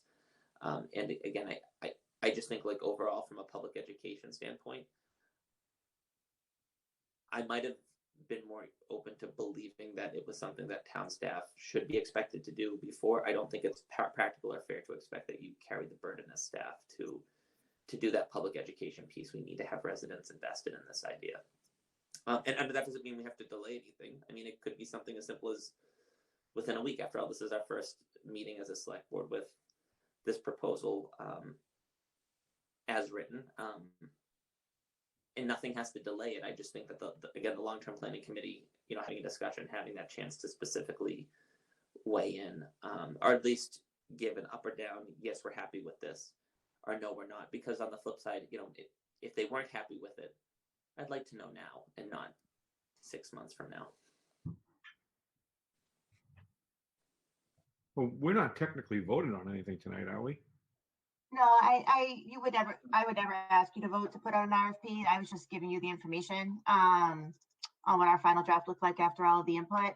I mean, I'm happy to bring it before that committee. I had gotten the general feeling from them that they considered their job to be done after they submitted their report to us. But if we want to, we could back the dates back a week and just ask them to send me individually any input. Even that would be helpful. I just know a lot of legwork was done leading up to the last town meeting. A lot of effort was made to get individuals who were skeptical, educated, and open to this idea. And I really don't know where it all fell apart. I do give a lot of credit to our town staff, which was, we were short-staffed at the time. Of course, we were without a community development director, without a town manager, and still a lot of effort was made to get that information out into the hands of the public. And I don't really know. I mean, my guess would be the lack of investment from an organized town committee in that process was, I think, the glaring omission. And so I hope it wouldn't cause a delay. But Phil, I would think that given the fact that the chairman of the long-term advisory committee and the chairman of the current Stevens Estate Board of Trustees, plus one of their, one of the members of that long-term advisory committee have all given their approval to this, I've got to think that, and maybe we can ask them, but I have to think they've got input from their boards. I don't think they would make unilateral decisions based on their boards. I would hope they wouldn't, but In fairness, Dick, though, the chairman of the long-term advisory committee was also in favor of the lease last time we had a special town meeting, when the majority of the majority of his committee was not. So that's where I'm coming. Again, I'm approaching this cautiously because I just don't feel like walking into a town meeting or walking into this process before we can't put the brakes on this, and have people suggest that they weren't fully engaged throughout every step. I mean, again, I'm optimistic because I think that Joe Pellich and Jim LaFawn certainly bring that important perspective, but just something to consider. I think it's also really important to remember where we've come from when in the drafting and creation of the RFP, because it's not something that just came from the people who were involved in drafting. We actually had a lot of public input coming up to them handing in their report, right? And so I think, recognizing that we're coming at this a little bit differently than usual, we've already had a lot of public input in visioning, right? And now I think our next steps are really going to be figuring out how to have a lot of public input and conversation about education as we go towards town meeting. And I just want to we've spent a lot of time doing the kind of visioning portion of this. I just want to make sure we have enough time to do that education portion. I would add, and Phil, I understand the point, again, going through it, that we want to make sure that there's that education all the way through. I think Dick's spot on, though. By the composition of the folks that are making this recommendation and reviewing it, they're in that position.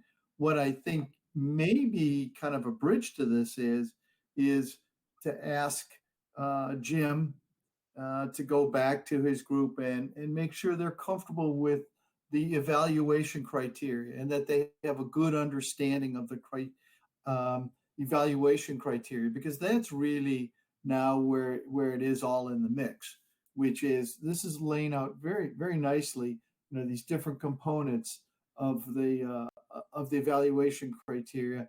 And I think if they can more clearly be supportive in how it's being evaluated right now, I think that's a more productive place to go. And I think that's a way to keep that collaboration visible. So that would be sort of my suggestion in terms of the follow through. How about I draft a memo tomorrow, kind of like the synopsis I gave to you all today, basically breaking down the RFP, because it is 20 something pages long, breaking down the RFP, explaining what the intent is, kind of maybe even tracing it back to the memo that we got from the long-term advisory committee and showing, how it connects.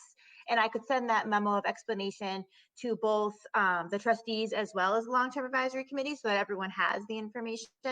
And then I could say that if anyone wanted to have any conversations with me, that they should reach out over the next week. Yeah. Would that work? And that way we can make sure that everyone's educated about where we are in the process and there's no surprises, because no one likes surprises. And we can make sure that people are comfortable. Yeah. I'm good with that. Yeah. The rest of the board feel comfortable with that? Phil, Rosemary, Laura? I do. Yeah. I do. Thank you for offering it up. I do. I think it's important that we get the RFP out. I mean, it's mid-January, but mid-May is going to come quickly. And I think the other piece of it is giving the residents time to absorb what we're proposing. And, so that they're comfortable with that moving into town meeting. Madam Town Manager, I just had a couple of questions in the RFP, if you don't mind. Sure, of course. On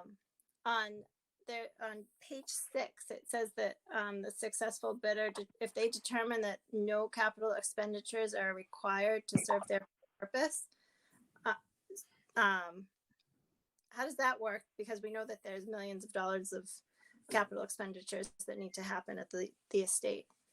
So I had a lot of conversations with the long-term advisory committee about this exactly, of the members of the long-term advisory committee, and they're nervous, and I think rightfully so, that some nonprofit entities may not want to enter into an agreement if it means that there's going to be a huge amount of output and they don't know yet what their input or benefit would be. So that's one of the reasons why we included that language. You may have someone who bids on the property that really isn't going to make use of the homes. Maybe they just want to use the outdoor open space elements of it. I don't know, right? My thought process, my indications are all that there is going to be a capital outlay that's going to be required. But the hope was not to scare off any potential bidders, so that we have the most diverse and abundant pool to choose from in the long run. One of the things that we also added after conversation with those members was the thing about the CPC applications, that that wouldn't be a door that would be closed, that there would be other funding sources available, grants, that kind of thing, that they could be using for capital outlay rather than just their own funding, and just in order to get, I think, the best possible pool. And so that's where that language came from. Okay. I just have concerns that, if we enter into an agreement with somebody who doesn't want anything to do with the estate, that at some point it's going to deteriorate to a point where we can't save it. So that was just my concern with that language. I agree. And if we ended up having that come up as we're going through the process, if that was the bidder we picked and there was not meant to be a capital outlay, I think we would really look at how we negotiated the contract with that person to make sure that there is somebody doing that capital work, right? Whether it be, yeah. So we certainly would address it through those mechanisms. Okay, so it'll come with the contract, I guess, as we move forward. Yeah. And then the other piece was that I know that you put in there that the town will continue to have access for community events. Is that something else that we'll get into the contract in like specific amounts so that, Yes. do we get one a month, do we get 2 a month, that sort of thing? Yeah, so typically what you would see, and so I've experienced doing something similar to this, and what you typically would see in your proposals is what they envision for your public access to be like, right? And then when you actually write the contract with the person, you would negotiate about that. And so, if they're planning on having, in the summer, they're planning on doing kind of like summer camps in the trails or something, right? There may be more limited access. And that's something that you would want to negotiate with them. So, that's something that we would negotiate as we go through the contract. Okay. And the other thing is that I saw that we were going to split the land into like conservation and the facilities. So is it possible that we would get bids for 2 different entities, I guess? I think that's why I think we could end up with a private-public partnership. And so, one of the things that we heard from the long-term advisory committee is that they were echoing what really has come from this committee and from the town for a long time, is that we need to protect that land. And so far we haven't done that. And so, our indication would be that we would protect that land. There would be a conservation restriction on it, but it would still be usable by the proponent. But you may have a private and public entity who come together, one using the conservation land and one using the more function hall type uses, which I think would be a really interesting application to review. Yeah, absolutely. And then as these proposals come in, is it a public document or is that just something that you guys review and you bring your recommendation forward? So they typically don't become public until after the review is done. We would make a list of who they are. And then once we reviewed them, we typically would make them all public at once. Okay. It's usually how we see it done. Okay. Thank you very much. I'm appreciative that the town manager brought up the conservation land, and really that is the other key component of this. While we've been talking a lot and the focus has been on the buildings and the facilities, the other pillar to this is finalizing in perpetuity the conservation land at 120 some acres. And I think that's important also for the public to know that is just as important in this document as whatever the future holds for those buildings. So let's make sure that's also in the, we keep that aware too, because of that, as you say, possibility of public-private combination. That's what opens the door to. Any other input, thoughts? Is there consensus that with Melissa putting together the memorandum as she had offered, thank you, that we proceed with the same sort of timing with getting this released and having bids back by the 24th of February? Are we all comfortable with that as a board?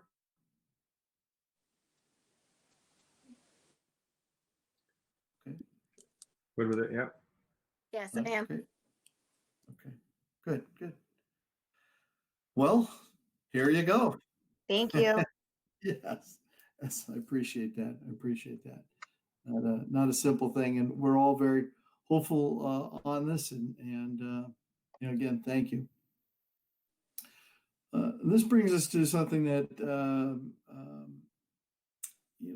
has been obviously simmering for the past 4 or 5 days, and I think a lot of us in this community are feeling repercussions and all kinds of angst over the insurrection in Washington, D.C. And to that, I thought that it would be appropriate for us as a committee, as a board, to weigh in on that. And I think individually there are. I think each of us have our own feelings with that, and I think some very, very strong. So I put this draft together as an idea, something that we could do, but I want to open it up to the board to your feelings about proceeding with such a statement. Mr. Chairman, I think that this was, I appreciate the work that you did to get this on the agenda and to get this and to Laurie and to the town manager. It's like the third time, I think, in the past 2 years where we've, as a board, chosen to weigh in, or at least consider weighing in on national events. And I do think that, more than ever, this is consistent with, what our mission is as a board of selectmen, because of course the five of us normally sit around a table, but, we're sitting this evening around computer screens and iPads. And we're sitting here because voters put us in these roles. We don't always, and we've all run for election to sit in these roles, but we don't always win when we've run in the past. Some of us have run against each other, some successful, some not.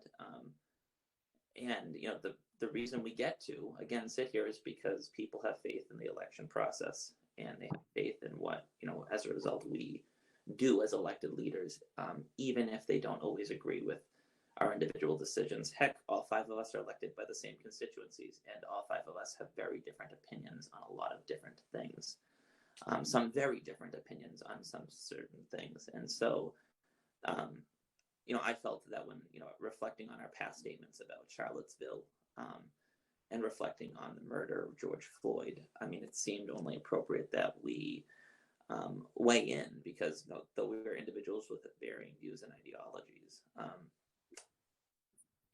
again, we hold our roles due to the trust in which voters have placed in us, and any assault, like the assault we saw this past week in Washington, where the roots of that assault are based in overturning what voters decided at the ballot box. I think that shakes the foundation of democracy in every corner of this country.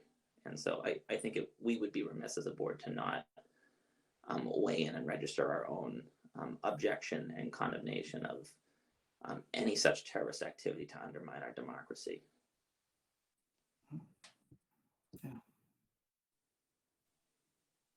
Well stated, and we've been down this road, as you said, twice before as a committee. How do other folks feel about making a statement here? I think as an elected board, we do need to do that. I sat here as I watched these events unfold. I was sitting in this very chair with the news going on in the background, thinking I was going to be watching a very boring, lengthy hearing. And then as I watched the events unfold, I was just in total shock that could happen in our nation's capital and in our Capitol building, to see these people walking through the Capitol with such disrespect and with such ease, and then to see now what's come out in the news recently, the last couple of days, about what actually happened and some of the terrorism that occurred. To the dogs are excited to get somebody's home. Somebody just came home, so the dogs are excited. And what's happened, and to see the full depth, and I don't even think we've seen the full depth of it yet, but the depth of what's come out so far, and what occurred, and the terror that happened to those folks on both sides of the aisle that were in that building during that time. It was just shocking, and I think all of us as Americans should feel like our democracy was just violated, and that being the true house of our seat of our democracy was just, to see it happen that way was just so shocking. So yes, I agree that we should put the statement out. Thank you. Mr. Chair, I just want to thank you for all your efforts to put it together, and so to bring those words together of the condemnation of what happened at our Capitol. And just like Dick, I was sitting here watching. Dean came in and said, "You got to put the TV on," and just the horror of what was happening, and that our nation's capital hasn't been under attack like that since, I believe they said, the British, and that they were able to break entry and put our democracy and our election process at risk, like they did. And the people that lost their lives because of what happened, something that didn't need to didn't need to happen. So thank you for putting it together. And I agree that we should put something out. I appreciate that.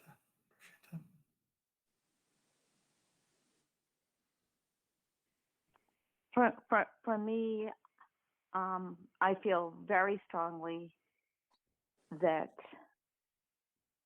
anything that involves the breaking of the law or violence against another person needs to be shot down, or actually bad choice of words, excuse me, let me take that back. People need to speak out against it. There should be no violence. There should be no criminal activity. And I don't call that freedom of speech. I do not.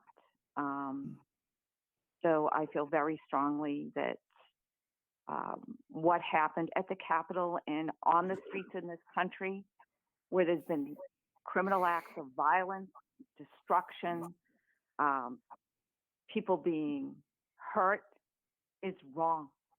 It's wrong no matter where it takes place. And it cannot fall under the guise of freedom of speech. That's not freedom of speech. It's a crime. So for those reasons, I think a very strong commendation of what happened that day and other days in this country are wrong. It's not who we are as Americans. That's not who we are as freedom-loving people. And it's a great embarrassment as Americans that we, the beacons of democracy and truth, had such an occurrence.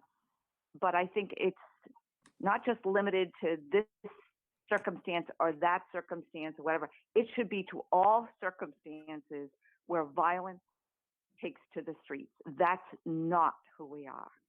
I will support freedom of speech all day long, even if I don't like it. But when you start committing crimes, when there's violence involved, when people die or get hurt or maimed, or your property gets destroyed, your life savings gets destroyed, all of it is wrong. And we do need to speak out against violence in this country in the guise of freedom of speech or protesting. That's not protesting. That's committing crime. So that's how I feel on it. Well, I really appreciate the unity of perspective and the strong support for pulling together the statement. It really makes me proud, and I hope makes our community proud that you've chosen representatives who feel strongly to protect our interests and to speak in a positive way about how to deal with this, because there were people that really were who were very threatened and still maintained their post, who still went to work in Congress and Senate that day, and that's a tribute to the underlying it all. We will not be moved off of this. So I think we all know where we stand as a community, and the strength of our resolve with this. So as I said, I offer up the statement. If there's a feeling of support, I'd like to ask that we as a board vote to endorse this and release this as a statement, as we did, to your point, Phil, earlier, when there were two other very significant and tragic events that really shocked us as a nation. And I'd like to do that for this event too. I appreciate that you included specific mention of Brian Sicknick, the Capitol police officer who was murdered defending our Capitol. I believe that the half-mast, the flags at half-mast begin tomorrow. I think that's what the governor's order showed, befitting of a patriot. Chris, my only concern is, so I'm on my phone, I have an agenda with the statement hyperlinked. For whatever reason, the agenda I have online, and I know the initial agenda didn't have it hyperlinked, and that's the one that keeps popping up. So does everyone have access? It makes me wonder to a statement.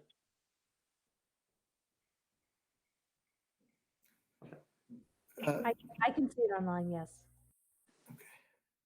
Dick, Yep. Laura, Yeah, I can see it. Yeah, I have access. Rosemary?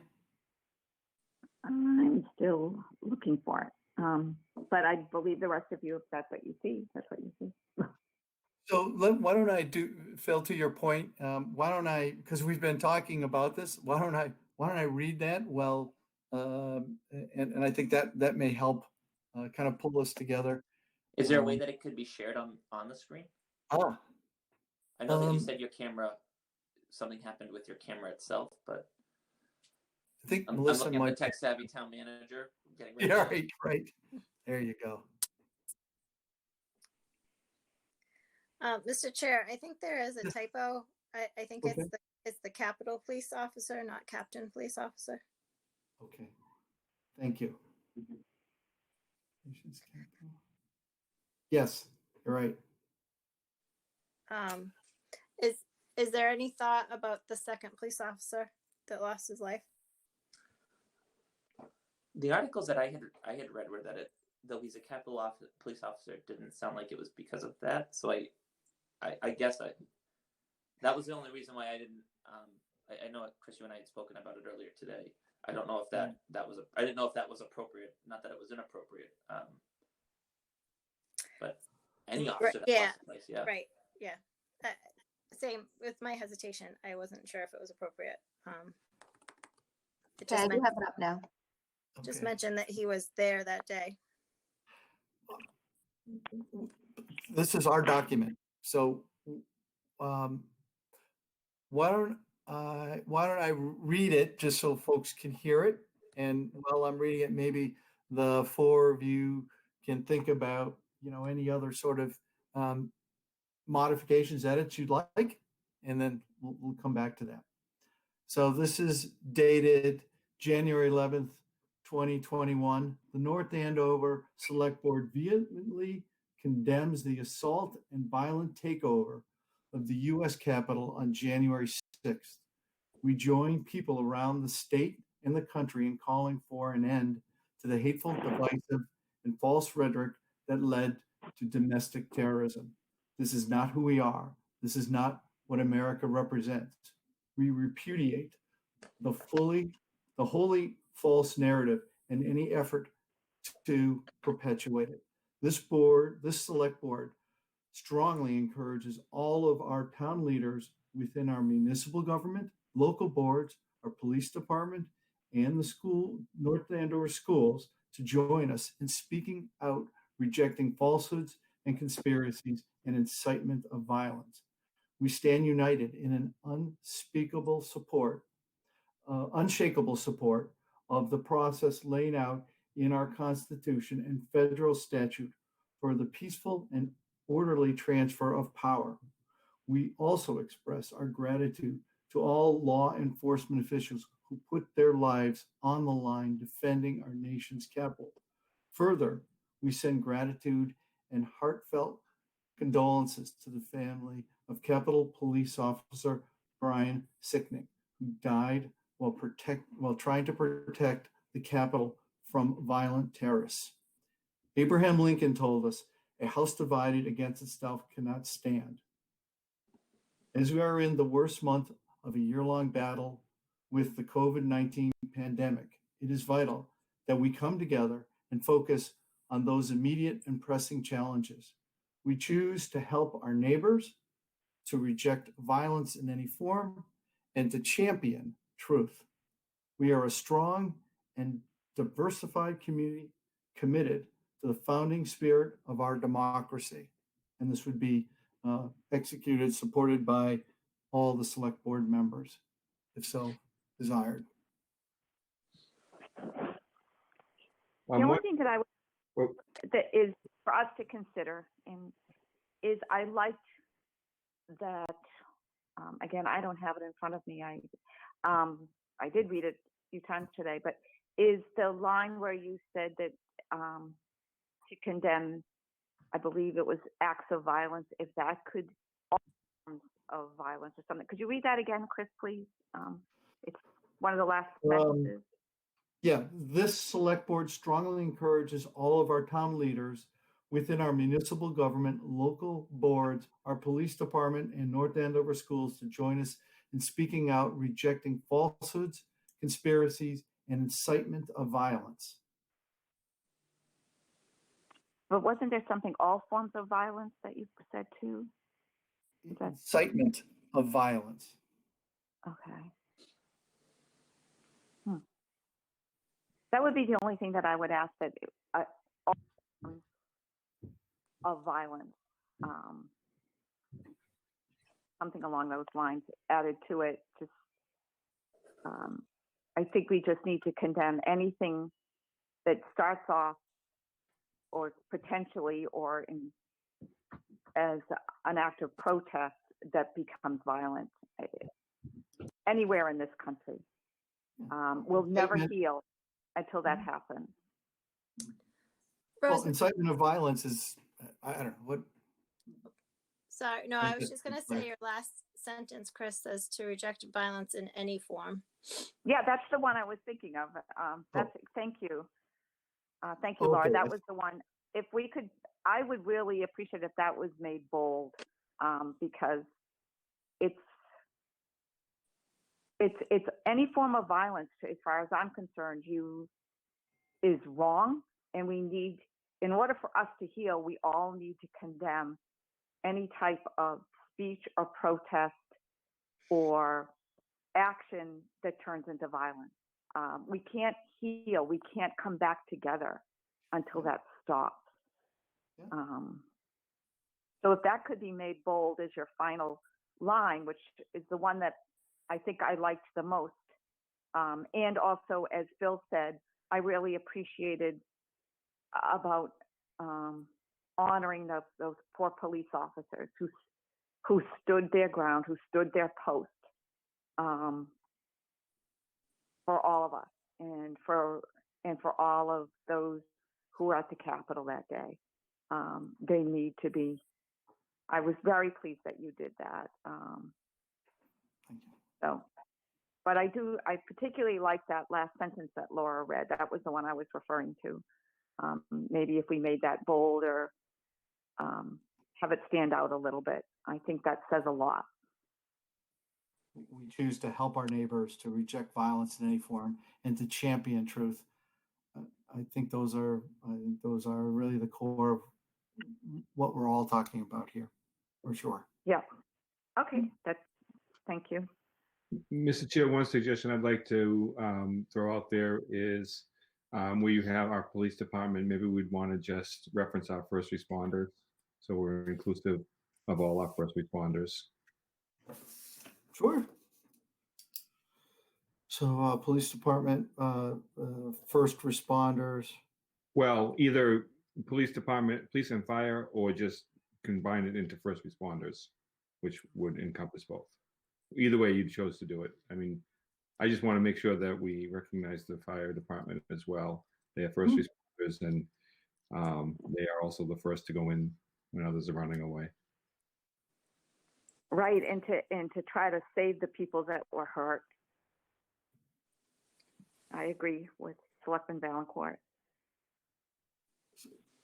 So is there, would the preference be from the committee, our first responders, or our first responders and police department? What's the preference? No, just, I was going to suggest just first responders. So the sentence would read, all our town leaders within our municipal government, local boards, our first responders, and the North Andover schools. Okay. Yeah, I like that. Okay.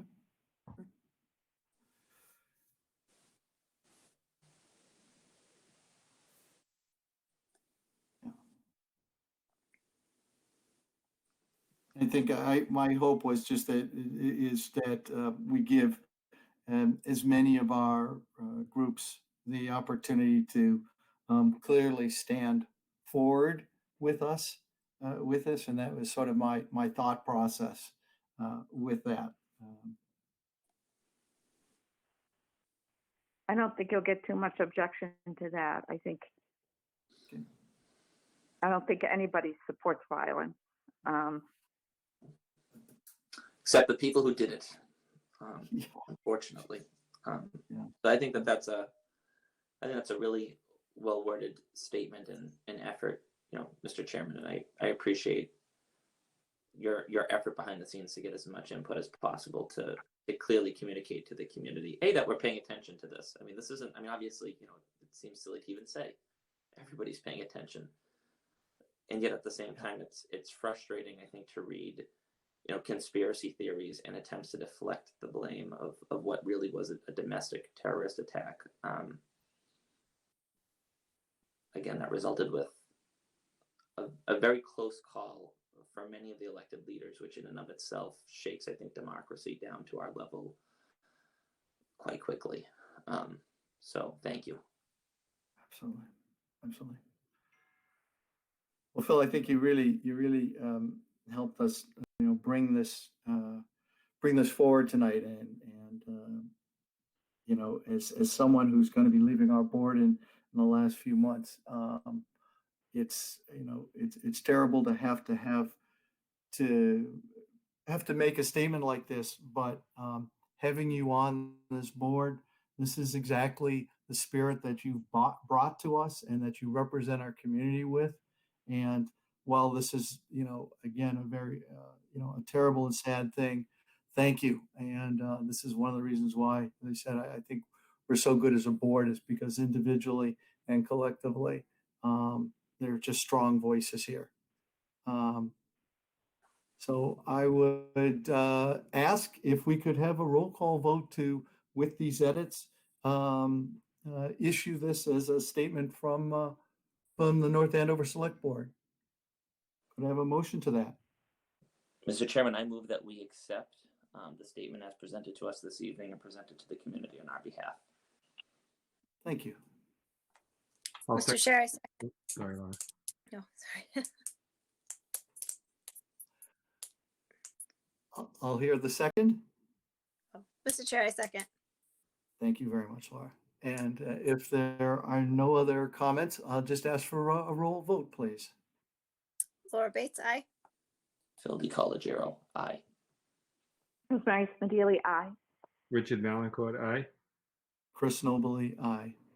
Thank you, Select Board, and I appreciate it. By a 5-0 vote, we unanimously offer this statement. And again, thank you, fellow board members. Okay, we move on to consent items. We have been busy and successful in accepting of grants. And so we've got some detail here. If I could ask Madam Town Manager to speak to these, a couple of these off the top, because they are pretty impressive in the amounts, but also what they really will do for us as a community. It's exciting because when I was sitting here earlier, I was adding up that we're actually accepting almost $400,000 tonight, which is pretty amazing. So the first one is $150,000, and that's from the municipal discretionary funds that we got for Columbia Gas, and that's for a small business grant. If you remember back when we did the licensing portion of the renewals for this year, we talked a lot about how we needed to bring a new program forward, and so Selectman DiCollegiero and Selectwoman Smedili worked with our reopening committee, the town manager's reopening committee, and came up with this recommendation, which is meant specifically to give relief to the businesses that have been hit the hardest. And that's really restaurants and personal services. The next item is $25,000 for our corridor study of Route 125, and that's to match a grant that the town got. This is one of our goals under the master plan, so we're really excited about getting that moving forward. We have $200,000 that we are accepting from MassDOT, and that's actually for sidewalk along Main Street. It's going to be connecting a series of sidewalk that currently is gapped, and will really create much more walkability for our Main Street downtown area, and we're really excited about that. We have an $11,000 grant that we're going to be using for recycling purposes, annual grants that we were eligible for, that Jim Stanford in his leadership applied for and got. We also have $500 for the fire department from Elizabeth Armstrong. And then lastly, we've received a $5,000 grant from Lowell 5 Bank, and that is for the Commission on Diversity, Equity, and Inclusion. And we plan to put that toward the speaker series that we're planning. So we're really excited to have these all tonight. Really a lot of collective work done by a lot of the departments to bring these funds in. And it's nice when you see that pay off. So very proud of them. Just amazing. How many people these all touch? You think about it, right? How many folks across this town in all stripes and all different parts of the community? Really, really excellent. Really excellent. Just a question. I'm looking at the eligibility, and what I don't see are automotive repair shops. These folks are hurting as well. People aren't driving as much as they normally do. Car repairs are down. Unfortunately, accidents are down, but it does impact some of the shops around town that make a living at fixing cars once they get into accidents. So I don't see where that is an eligibility where those type of businesses are eligible. Just wondering if any thought was given to that as for eligibility. I'm sure that Selectman DeColigiero, Selectwoman Smedley could speak even more eloquently about how the criteria were picked. But what they did was they had a really, watching the meetings, a really candid conversation with the Merchants Association, who were a part of the committee, and kind of said to them, you know, what are you hearing from your members as being the most influenced and the most painful? And they really clearly let us know that they thought that had been the restaurants and the personal services, and that's why they decided to move in that direction. I don't know if either one of the members of the committee have anything they want to add to that. So I would only add that I think the context of our conversations were also about how government restrictions were what were creating this decrease in business. And so we could identify clearly, and Rosemary, please interrupt me if at any point you think that I'm not clearly explaining that, this portion at least.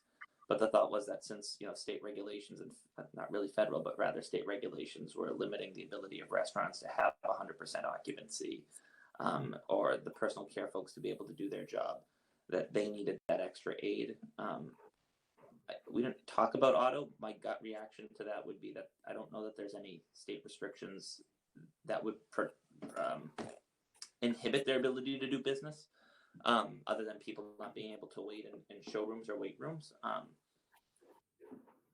That would be my only gut for why it just didn't land on our radar. At least it didn't land on mine. So I'm not arguing that the other businesses aren't deserving of an award. I just think that we've also got other businesses in town that are also in jeopardy because of maybe the restrictions that have been put in place for people going into the office. They're just not traveling as much. So, you know, these shops are also struggling because they don't have the business that they would normally have from everyday usage of their, you know, of the vehicle. So I'm not arguing. I think your choice is good. I'm just picking up on what I consider an obvious omission. And I'm sensitive to it. Not that she's in North Andover, but my wife and her family own, you know, an automotive repair shop, and so that's not something I'm not sensitive to. It was just that the context of the conversation was, what were the businesses impacted artificially by restrictions, and how could we step in to help lift those businesses up that otherwise, were it not for government, would be operating at a higher activity. So I know, and I know you're not arguing it. I think that I was just trying to explain why that may have not been an industry that fell on our radar. Sure. I agree with Phil that I think the thing that we looked at first and foremost is the government restrictions on certain businesses that in many ways almost had, you know, put them out. And in other communities, we're finding that so many restaurants and service-oriented type businesses are closing. The only thing I will say, my car is in the shop and I had to wait the longest time in order to get in. But I don't disagree with you. I don't know.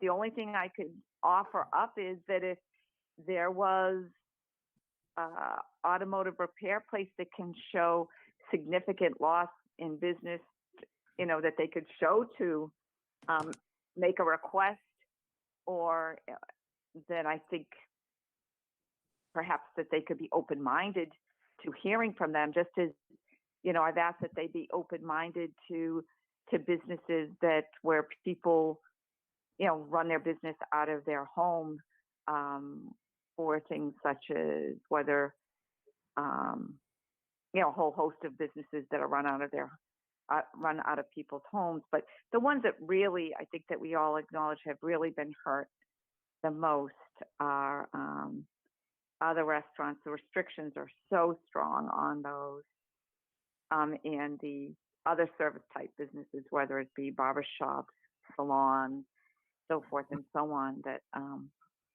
but I'm certainly not. I certainly don't object to if they can make a case and back it up with some facts and numbers. I think it should be presented. I don't even know how many automotive repair places we have in town. I don't think that we have a great deal of them, but I don't know what to say. As Phil said, it didn't really come on my radar either. Well, in the genesis of the conversation too, when Rosemary and I walked in there was, what businesses are expected to pay fees right now to the town of North Andover? Yes, that was what precipitated it, because fees, startup of a business such as a restaurant, is thousands of dollars at the beginning of the year, because you've got all your license renewals, you have all your insurance. I mean, insurance is very expensive in some of these businesses because of liability and so forth and so on. That, but I think we've helped to address that with some of the other things that we've given a bit of a time break on.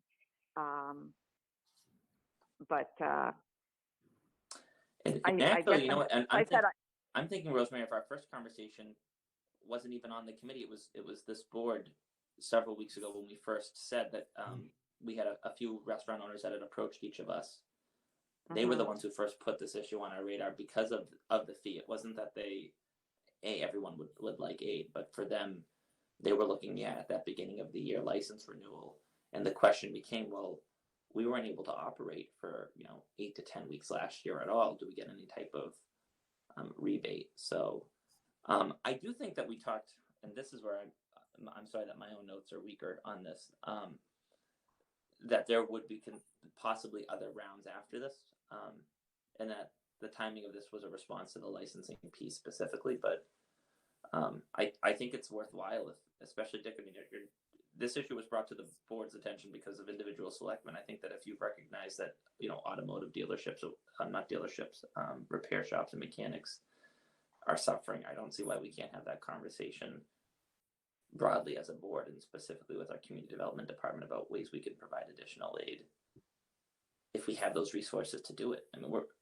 I hate using this phrase to describe those funds, but we're lucky right now to have access to that type of pool of money because other communities don't. So. Okay, I think if we can, and I appreciate all the work that was put into this. Believe me, I just saw what I felt is a glaring omission, and I think if when people are assessing businesses, if they're willing to listen to other businesses that also provide a service that has been not so highly demanded as it has been in the past, then because of COVID, then I think that's fine. I think that's fair enough. So. May I ask how you guys came up with the levels of reimbursement? I don't know that answer. It was based on the licensing fee amounts. Yes, that's right.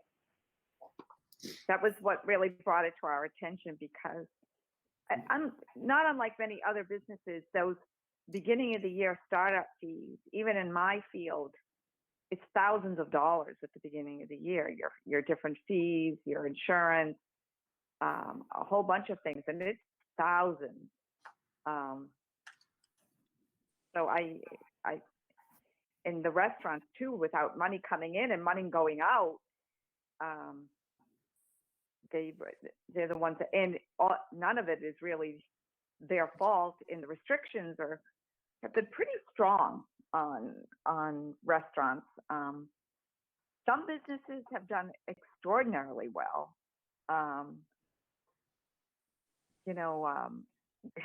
Not necessarily always a good thing, as long as it's done in the right way, I guess it's fine, but package stores have done especially well, because people aren't going out. They're having nice dinners at home, perhaps having a drink or two with that they've really done really pretty well. But the food service kind of business, they really got hurt badly, and pet grooming and hairdressing and all of that. But I think the big thing is, if somebody has a legitimate concern, they should bring it forward and have people take a look at it. It's about the fairest thing that we can do.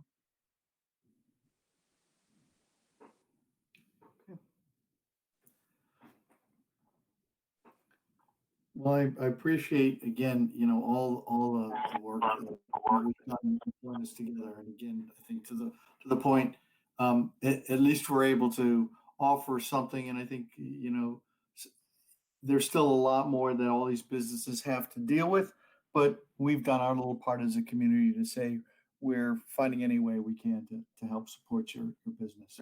So, especially with, hopefully help is on the way with the vaccines coming, just to get them to that point, just to get them to hang in there. I think gives them hope as well. So fingers crossed. Yeah. And a few Next, prayers too. Oh, absolutely. Sure. We are also under consent accepting a donation from Elizabeth Armstrong in the amount of $500 to the fire department, and she wrote a very, very thoughtful letter, and we thank Elizabeth for the donation, and we will of course send her a letter of appreciation back, and so we put that to good use. And then we also accept a donation from the Lowell 5 in the amount of $5,000 to the Commission on Diversity, Equity, and Inclusion. And again, we'll send a letter of thanks. If there's any other follow-up to these items. If not, I'll move to approval of our minutes for the open session of December 14th, 2020. Has everybody read those? Any comments? Do we need to accept the donations first? Under consent? Yeah, we have to vote we do it collectively, vote to accept all of the items. Yep. Okay, thank you. Appreciate Lori picking up. I move that the Board of Selectmen accept all grants and donations presented. Thank you. Second. All right. And just a roll call vote, please. Laura Bates, aye. Bill DiCollegiero, aye. Rosemary Smedili, aye. Richard Valencourt, aye. Chris Mobley, aye. And unanimously 5-0, we accept all the grants and donations to the community. Again, very much appreciate that. Okay, now on to the approval of our minutes for the open session of December 14th, 2020. Mr. Chair, I just had a comment on our meeting minutes. Yes. Under facilities master plan 2, the current status. When I had asked Dr. Mealy about the vision for the schools, it just notes about how facilities master plan 1 was more town focused and phase 2 is more school focused. But he really went into depth about how the per pupil spending is low, and that they've patched together some services through the grants, and as our community becomes more diverse. They need more, counselors and help with English language learners, just to prepare the kids for learning, and that, how the smaller classrooms with facilities master plan 2, by adding space, will create smaller classrooms, and that we've seen such that the teachers really see the ability to to teach and to work with the students in a smaller classroom. So I just was hoping that we could amend the minutes to reflect that.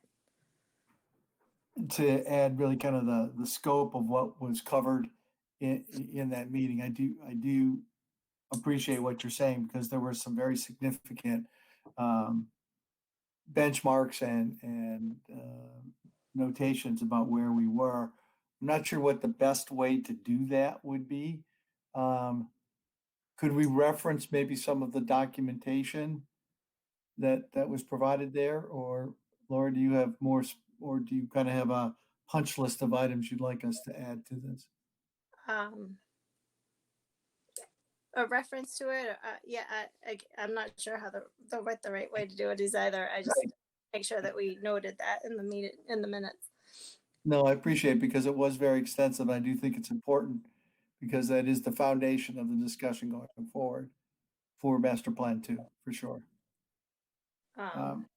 Do I should I send some notes to Lori and then we revisit it, or how does that work? Yeah, I think that's probably the best way to do that, rather than, we don't have to approve the minutes tonight. We just want to be timely. So let's just do that, make it right, and come back on the 25th. How's that sound? Great. I appreciate that. Thank you. All right, old business. Nothing there. Moving on to town manager report and announcement of our employee of the year. So I will leave that to you, Madam Town Manager. Thank you. I just want to recognize our employee of the year, which is our public health nurse, Carolyn Ibbotson. This is the first year that we're instituting an employee of the year program. It's actually based on pair nominations. And so employees nominate each other to me, and then I choose a winner based on those nominations. We had a lot of nominations. It was actually really exciting. And I was really happy to see so many employees supporting each other. But Caroline really stood out to me this year because there's been many Saturdays and Sundays and long nights where she's been talking to me on Google Chat. And I know that she's really, really put her heart into what she's been doing related to COVID. And I think the response on social media to her being selected was just an undercurrent of how worthy she is. So I just wanted to read a couple. She had a lot of nominations, just a couple of things from a few of them. One person said that during the pandemic, they had to consult with Caroline, both personally and professionally. And in all matters, she has responded with a sense of calm and caring. He has shown she is truly committed and dedicated to helping the residents of North Andover, as well as her fellow employees. She's been available to answer questions from many of us working in the front lines, sometimes at all hours of the night. I know I myself found her bringing food to COVID patients that she purchased herself when they were first originally quarantined back in March, and we were still kind of figuring everything out. And so I'm very proud of her, very proud to work with her, and it's really an honor to be able to name our first employee of the year. So thank you.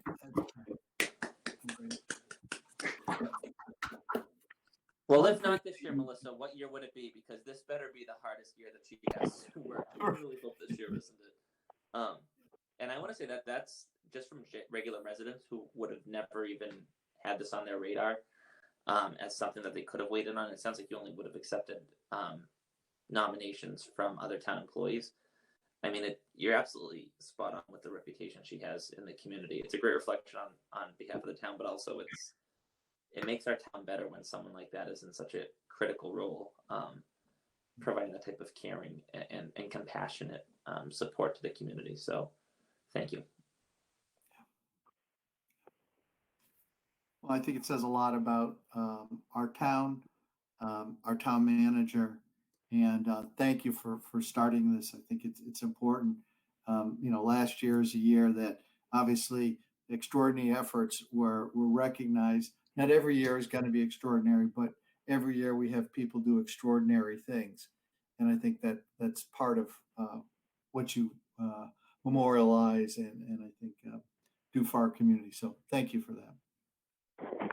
Yeah, I think this is the one. Yeah, I love it. And I really appreciate you recognizing someone from the staff, especially in this case, the person you did recognize.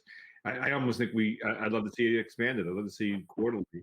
I know that makes it a little bit less special, but I think we have so many great people in service to the town that it seems like just giving one a year isn't enough. We should be recognizing people for their efforts as often as possible. I know in my job they do 3 a quarter, and it's something that people really look forward to, and really it uplifts people. But I appreciate you doing it, and I think there's just so many good people that it may take forever to recognize everybody if we do once a year, but I think it's great. Thank you. Yeah, when this came out, I just loved the idea, and I still love the idea.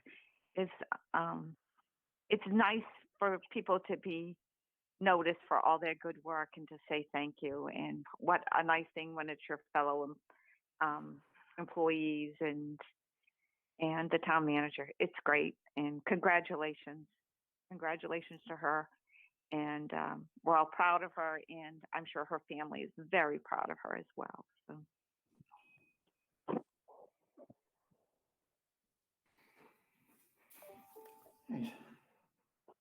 With that, let me kind of go to the board for selectmen's comments, select board comments.